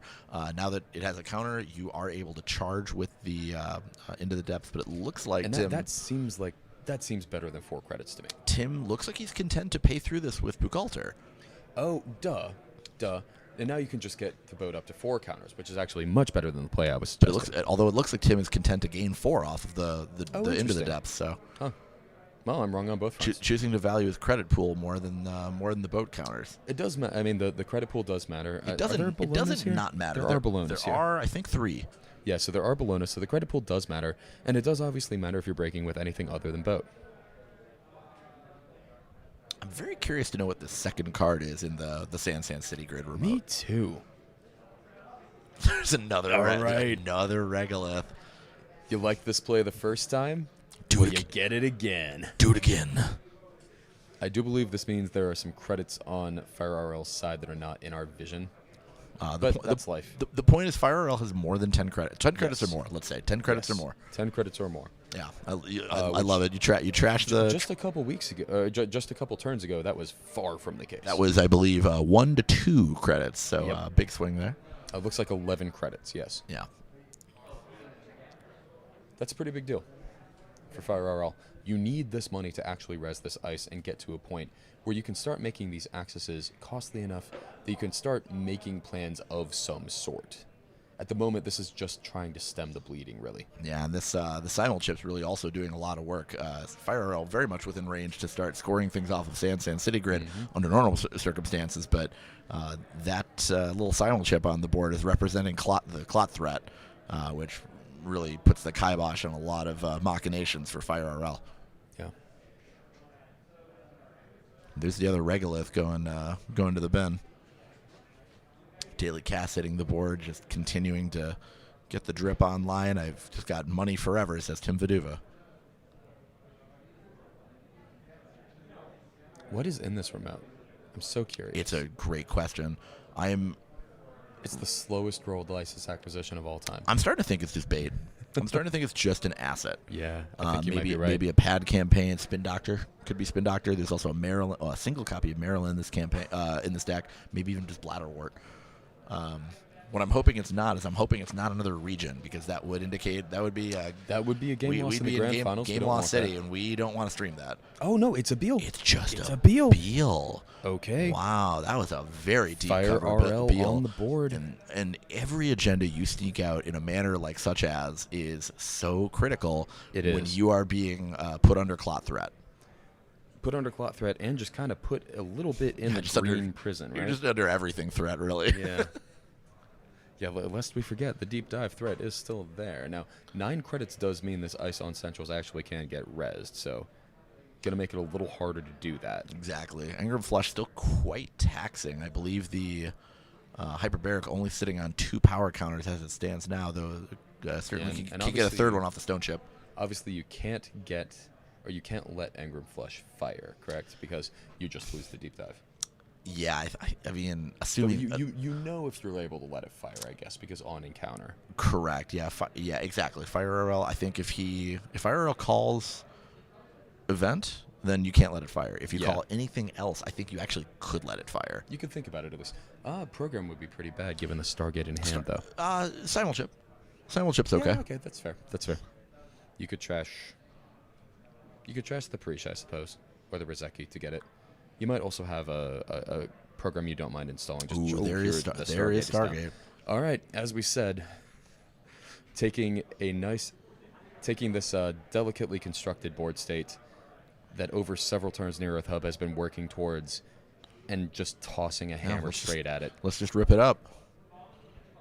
All right, and we are stargating. We are smashing. All right, let's see what this ice is on R&D. I gotta think you can't let this go untested. There's a copy of F2P. That is 2 boat counters or 4 credits. That's 4 credits, looks like. Yeah, looks like we're reaching for 4 credits. Reaching for the credit stack. I think that's probably correct here. I think so, too. So F2P goes through. Pointing at Bugalter. It's 4 credits with Bugalter too, yes. so it's effective. Might as well pay through, effectively, right? Unless it's a second F2P, but then I guess it doesn't really matter. Yeah. Ooh, there's a Gold Farmer. That's Gold Farmer. Not cheap given the current board state. No cleaver on the board. 2 boat counters and 2 credits. Yeah, that's not nothing. It's something. Looks like 4 credits left for Tim Viduva. Let's see what this Stargate shows us. Stargate is going to reveal something. Only 3 credits on Fire RL's side, though. All right, looks like it's going to be nothing. I see a copy of DBS, a copy of I think a Regolith and an F2P. Do you get rid of the ice? I'd be eyeing the ice. Yeah. Just because you can't trash the ice other ways, the DBS you can let go into a remote and use your Parisha credits to help you trash it. Exactly. I think without the Parisia, the math gets a little bit fuzzy. But yeah. I think given the current state of things, yes, I think trashing the ice looks great. Yeah, and this is 8 ice installed plus 1 in the bin for Near Earth Hub. There were only 4 more left in the list total. So, getting close to the point where Tim Viduva knows exactly how much it's ever going to cost to get into any given server. I'd also be curious to know what the count is on cards in R&D. Yeah, is there enough time, and by time I mean really time measured by cards in the stack for Near Earth Hub to score out? Seems like the answer has to be yes. If you get up to enough credits, you can start scoring very quickly with that Sansam that we all know is in that remote. That does require a lot of money, though. A lot of money, and also a way to beat Clot. Yeah. SMC's not currently down a program could get trashed to get SMC back for the claw threat. It would have to. And the other thing that should be noted here is the MU is starting to become a factor. Yeah. Tim Viduva currently maxed out on MU, so if you he have a good wants, point. if he If wants you to go go for for the the SMC, quad, you have to trash 2 programs. you got to get back up. You got to get 2 MU free for the self-modifying code. So that would either mean sacrificing your Stargate or 2 programs. So probably the Rozeki and the Parisia, both of which are pretty critical. Endurance giving +2 MU usually means you never have problems on MU. But, when you're spending 3 on utility, on drip, plus you're spending 4 MU here on utility, on your drip, and your Stargate, you don't actually have much room left over for anything else. So this is a new install on the remote with the Sansan, correct? Yeah, new install on the remote with the Sansan, as well as a new install, I believe, in the Drafter server. Yeah. The one that had nothing in it, obviously. Threatening on not the multiple tiered servers. subscription. Yeah, threatening on multiple servers. All right, you going to run both of these? You won't. Tiered subscription has done a ton of work this game. It has been a pad campaign for a lot less credits. For none of credit, I believe. Yeah, tiered subscription is done. It has ticked almost every single turn. I believe it's ticked. I believe it has ticked every turn since it was rezzed. Definitely something that I have to imagine Tim Viduva, if there were infinite time, would take down. Are you going to choose it or the Daily Business Show? Daily Business Show seems better. Agreed. Now, Are you going to choose it or a Stargate run? That's actually a decision. Now, if I'm Fire RL, here's a question for you, Pants. If I'm Fire RL, is this just a big brain ruse, and I put an agenda behind that drafter? Oh my God! How deep cover would that be? Because we're going to learn a lot about Fire RL if that is the case. That would be nothing if not gutsy.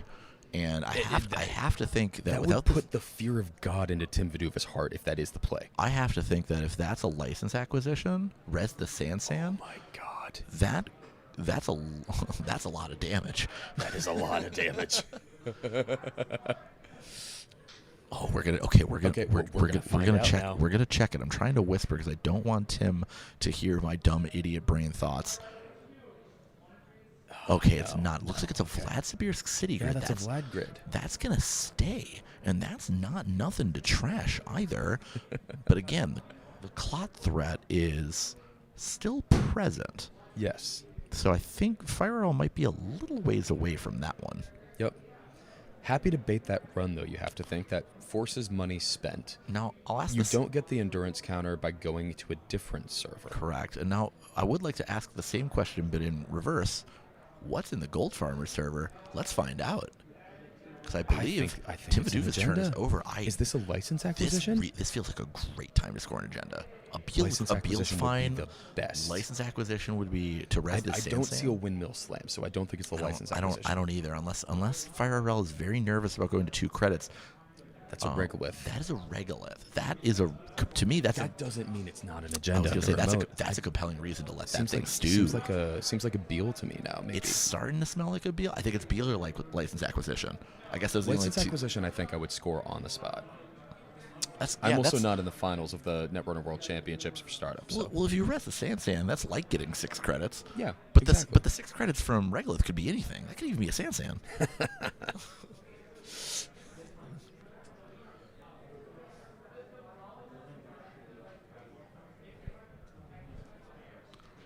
So credit off tiered subscription, running. Is this? I missed the declaration. Oh yeah, I see the feed. Yeah, it's going to be running the Regolith server. Can't let that tick down any farther. And that they have been basically 3 clicks for 6 credits, correct? Effectively, or 3 clicks for 4 credits effectively, plus baiting out the run. Yeah. Have not gotten any more value out of those regoliths. Too important to make sure that Fire RL does not get up to large credit totals. So you do actually have to deny those 9 Correct. credits. Moderate Fire RL would be so happy to just click for 9 the next turn. Leaving them on moderate credits is acceptable given the current state of things. Yeah. Now it is, again, this feels like an agenda. He's checking it. Really feels like one. Sansan. Okay. Are we going to go for a install and jam again? Seamless. Is this a Bologna? Is this a Bologna? License acquisition on click 1, resing. Install res Regolith. Click for 2. Oh, click it twice. That's so sick. That's spicy, but I gotta think if you have a Bologna, that's even better. That is so sick. There's still another Seamless in the deck as well.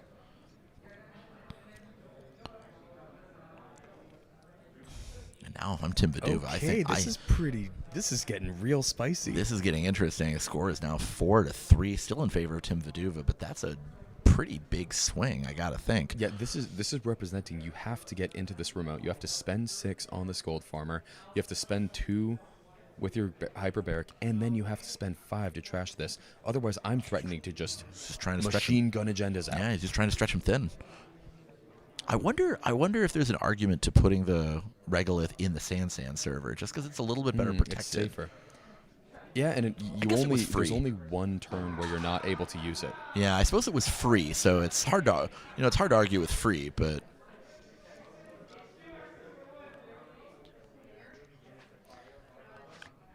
yeah, Tim Viduva in a surprisingly difficult situation here, I think. Like it really seemed like Near Earth Hub was behind for a while, but Tim Viduva, what do you do if you're Tim here to get back in? yeah, make no mistake, Near Earth Hub was very far behind in this game. Has managed to claw his way back into contention, I think. Yeah. What do you think Tim's plan is here? I think the plan is try to fast advance and force Tim to make a hard decision about what gets overridden to get the clot out. Yeah. Because I don't think the clot's in the There's bin. no I think extra it's MU in this deck, is there? There are no DZMZs. There are no DISMs. There are no T400s. I believe those are the only non-console sources You actually of memory. do have to trash some stuff. And to that's get a clot yeah, down. that's not an Do you easy think decision. Do you hard install the clot? I'm not sure. Or do you just trash the Sand instead? Or do you play Never Advance? Because that's the game that Oh, it looks like boy. Fire RL is content to play. One card in HQ here for Fire RL. Do you go check it? Would you go check it? I think you want to. I don't know if you can afford to. Oh, I meant HQ. Oh. Because if that's seamless launch, I think that to me is like a signal that like I just gotta get that remote cleared out with the Sand.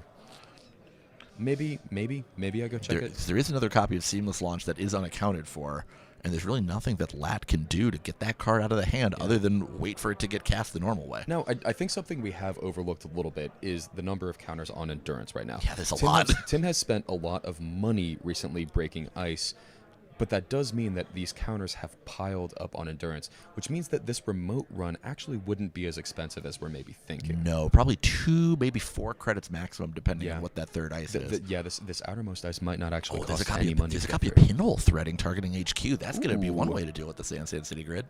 Yeah, that is. And there's Engram Flush there's on an HQ. Engram Flush. so- That's probably just going to eat 2 boat counters, eh? Yeah, seems like it. Curious what the call is here. Yeah, it is either 0 or 2 bow counters. Looks like 2. We This didn't hear what the is- call is over here, but whatever it was good enough to force a break. Now, this is click 1. I want to point that out because that would indicate that Deep Dive is still on the board here. Here's the turn for you. That's correct. Click 1, Pinhole threading the Sand. Stargate? Oh, and the new one? Oh, it's a DPS. It's a DBS. What a call. Wow. Gonna trash that or no? Once again, that is an Trashing absolute hell of a bait from Fire What RL. a bait, wow. But a good play to neutralize it. Good bait. Yeah, it could have been a lot worse than that. Anyway, the play I was talking about, Pinhole threading. You can still Stargate, run Archives to get an agenda you steal, and then deep dive away. That's a pretty That's good a turn. there's isn't a it? Yeah, there's a it's good turn. Stargate. Yeah, you're right. Here comes the Stargate. So this that just being an Enigma seems very good for Very, Tim. very, very good. Very, very good. So it's going to So cost that's 2 1, credits, 2, 4 credits, or 2 boat counters. and then probably Or 2. Bugalter it's also 4 with Bugalter. Yeah, so 2, I'd say 4, you break and that 2. for 4. 8 credits, I think, to get the Stargate going. Yep. Let's see what it is. We know there's no. We don't think there's a spin. That is a doctor. Bologna. There's It's a Bologna and a Beal Bologna on and top. a Beal on top. Oh But no! the Bologna is lethal. The Bologna is lethal. As long as that isn't a. Oh, we know that there's no spin It's an doctor. F2P. There's we no know that spin there's no. doctor. Yeah, there's no we spin know doctor. that There's no spin doctor. We Tim know that that's Viduva an should upgrade. have that locked. This is game, Rap. This is game. Still just the 1 card in HQ. The 1 card in HQ can't save Fire RL right now. And I think he's credit perfect. Break with boat. Access the Yeah, Bologna. break And with boat. that is That it. is Tim it. Viduva is your The startup. world champion of startup. Your startup world champion is Tim Viduva. Congratulations. Well played, Tim. What a game. Fantastic. expertly played, an absolute masterclass on how to shut a fast advanced deck down and keep it down in the ground. Absolutely. Didn't even need the deep dive. Didn't need the deep dive. Didn't Yeah, even need the just deep dive. score 7. All Just you score have to 7 do, the hard all way. you have to do is make sure that the corp can't do anything. It's really just that simple. Very, very well played by Tim. I think that was just an absolute masterclass. Very Really? different from the game that you saw. I think much more befitting of a grand final, but an excellent, excellent play by Tim. And also, all credit goes to Fire RL as well. That is a situation that a lot of players would not have been able to dig themselves out of. Yeah, extremely well played by both. This was fully deserving of the title of a world champion.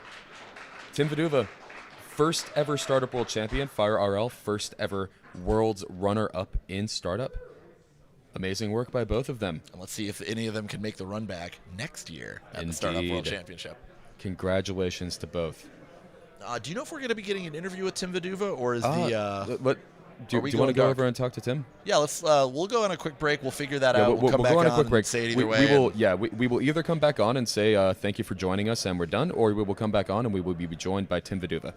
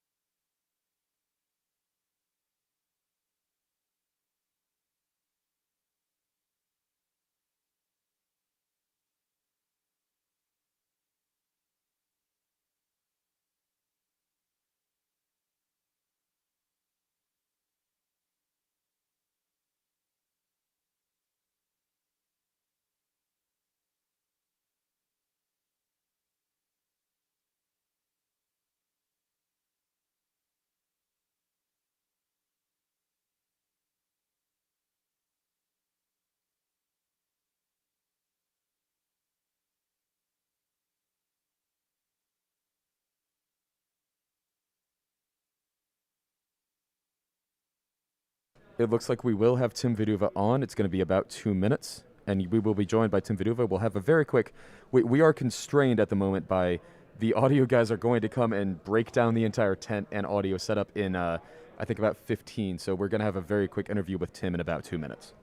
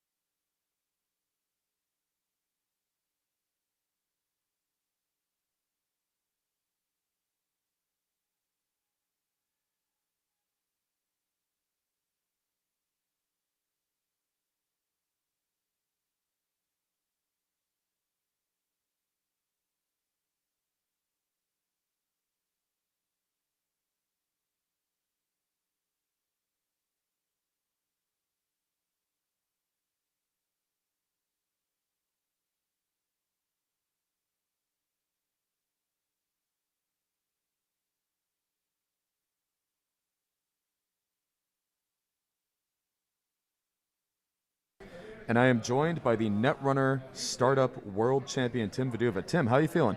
Feeling great. I came here for Standard and trying to win that. I did all right, but Startup Champion in the inaugural World, it's special on its own. It's really meaningful. Yeah, the first ever of this type, yeah. Yeah, exactly. They can't take that away, Yeah. being the first one. One of the greatest prizes in gaming as well, the reigning champion card. That's so cool. Yeah. Yeah. I have to ask, so we noticed the decks that you're on. We got to see the LAT in action. We didn't actually see the PD in action, but I'm curious, what were some of the decisions that led to the decks that you brought today? The decisions was not thinking about startup at all and changing my standard decks that I brought and making them startup compliant. So hopefully I didn't miss any. And just going with that. Clearly they did pretty well. Yeah. I got really lucky, and I had fantastic opponents. Fire RL is so tough. I know I was playing really methodical with that one, because if I just misclick once, it's going to get really far behind. It was so tough. I knew Lat was favored in that one, and I just got to make sure I didn't make any huge mistake. Yeah, you were favored. You played that matchup earlier today, correct? Exactly. Yeah. Did you approach the finals match any differently? Did you have to approach it any differently based on how Fire RL played? No, but he gave me some different challenges, because in the first one with Endurance, the boat, he had naked remotes, so I could always check them and get a boat counter and have Parisia early. This time, I had to get through ice each time, and then, so he changed that, so it slowed me down a little bit, because I couldn't just go in. I had to expend resources each time I had to check anything. Yeah, that makes a lot of sense. How did the Corp games go? Were there any plays on the Corp side that really stood out to you? Yeah, definitely. Playing against Julian from Montreal, I want to say, somewhere in Canada, was really tough in the. I think it was the second round. Both Fire RL and Julian, we ID'd, because I was at 6 wins before them, so it just made sense to just ID at that point, and didn't get to play them, but until the cut. Yeah. And Julian was really tough. I mulliganed a marginal hand into one that had 3 agendas and maybe one ice and no ice. I drew one early. I knew he wasn't from his deck list. That would have helped in the. I had the advantage of knowing that he did not have a Sentry Breaker. So thankfully I had 5 in my deck. Just defended HQ, and then he got Stargate and was dumping a bunch of things. But I had a bunch of agendas in HQ, and I just tried to get by, while he kind of spent himself doing Endurance and Stargate, and we were running low on time. So in the last play, I finally got a remote going, had a void, was barely on any credits, was able to score an office, and I thought I was like 1 turn away, and he was already at 6 points. Wasn't seeing anything with keyhole, so I spent my try to spend my clicks as quick as I could, and installed. In that deck, I have a vulnerability audit. So I just placed that quick in the agenda, so I had time that, because the void I think would keep him out. No agendas in HQ, and then just hope he doesn't get lucky on R&D, and somehow I pulled it out from being 6 agenda points down. Yeah, this is actually that was one of the cards that stood out to me looking at the list, the vulnerability audit. Yeah. I'm curious, what's the story with the vulnerability audit? How much did you like it? Actually, it turned out pretty well, and actually that's kind of my ignorance with startup, because I checked. I remembered the ban list that I could play Gold Farmer again, so I was like, okay, I'll put that, and I'll put Rozeki in my lat that. But in terms of having that, I forgot about Vacheron completely. It's probably a better play, so it's definitely not optimized. Didn't have Sandbox in there either, because I just forgot about it. Yeah. So that's kind of like, I didn't even bring them from Standard because they're banned. So vulnerability audit, it must have been decently good. You did win. It turned out pretty well in some of those cases. Yeah, very cool. And I guess, so did you travel far to be at this Worlds? I am from the Detroit area, representing Ann Arbor, Michigan. I came with Raphael, one of my metamates. We shared a room at the hotel. He's been great. Played in all events as well. I mean, besides startup, I think he just took a tour of Toronto. Austin Mills, the president of Null Signal Games, is also a metamate. Very nice. Glad to be involved in this.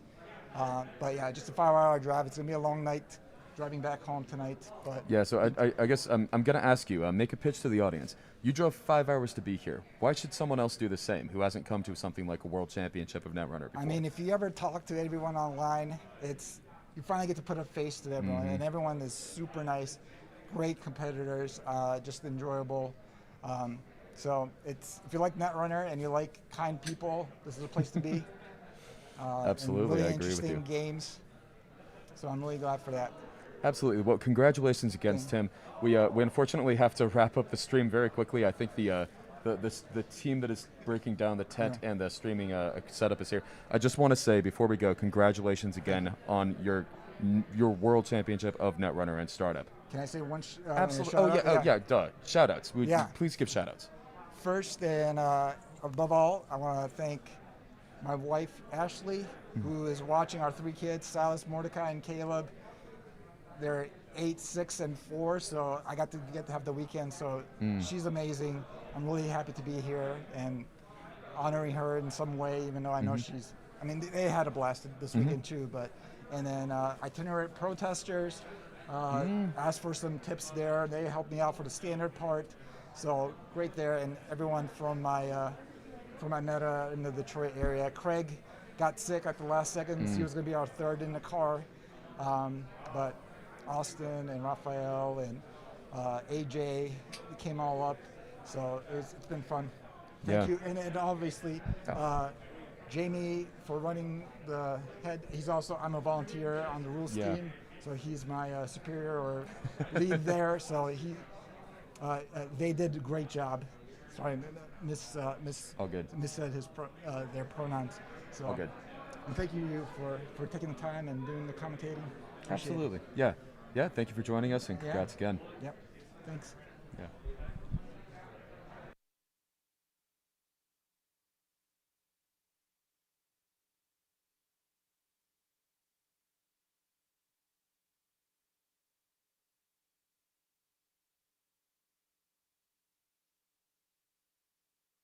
And this is the final sign-off here from Toronto, the heart of the Sheridan Centre Hotel in Toronto, Canada. My first time ever in this city. Yeah, I've never been here. And it has been a wonderful time. This is a great weekend filled with great Netrunner. You've gotten to see a lot of it, but I have to stress, you have not seen all of it. There is so much Netrunner that was played not at the top tables that was excellent, fantastic Netrunner. The only way you're going to get to see things like that is come to the World Championships. You should be at them next year if you are able to. I would say I don't care how you get there. Don't do anything illegal, but try to get there the best you can. Thank you for joining us this weekend. Cranked, anything you'd like to say to the audience before we sign off? Netrunner's tight. Canada is tight. Toronto's tight. The World Championships were tight. I want to shout out Auntie, my Slack channel, testing group, friend group, whatever you want to call it. All of them are awesome. I love them very much. I'm going to shout out Slumscast, even though I don't listen to Slumscast. No one does. I'm going to shout out my girlfriend, Abby, who's patiently waiting for me at home. Abby, I love you. I'll be home soon. And that's about it. That's what I got. Fantastic, yeah. Thank you for shouting out the Slumscast. It means I don't have to. I do want to say, we've all said thank you to them here in the venue. I do just want to say thank you so much to Jamie. Thank you so much to Orbital Tangent, basically running this. Jamie, the head judge, and Orbital, the sysop in charge of the entire tournament. Jeff Yasengren doing so much work for the stream, and all of the volunteers. There are too many for me to name right now, partially because there's so many I don't know all of the names off the top of my head, but there were several helping with check-in, helping with registration, helping with judging. Everything over the weekend needed to run a tournament of this size. There is so much work behind the scenes. You hear our voices because we're on the mic, but I want to make sure you should thank everyone who isn't here on the mic because they did so much work to make this happen. With that note, thank you for joining us. Netrunner, you may have heard in 2018 the Netrunner is a dead game. Netrunner is more alive and well than it ever has been, and this is proof. Good night, and always be running.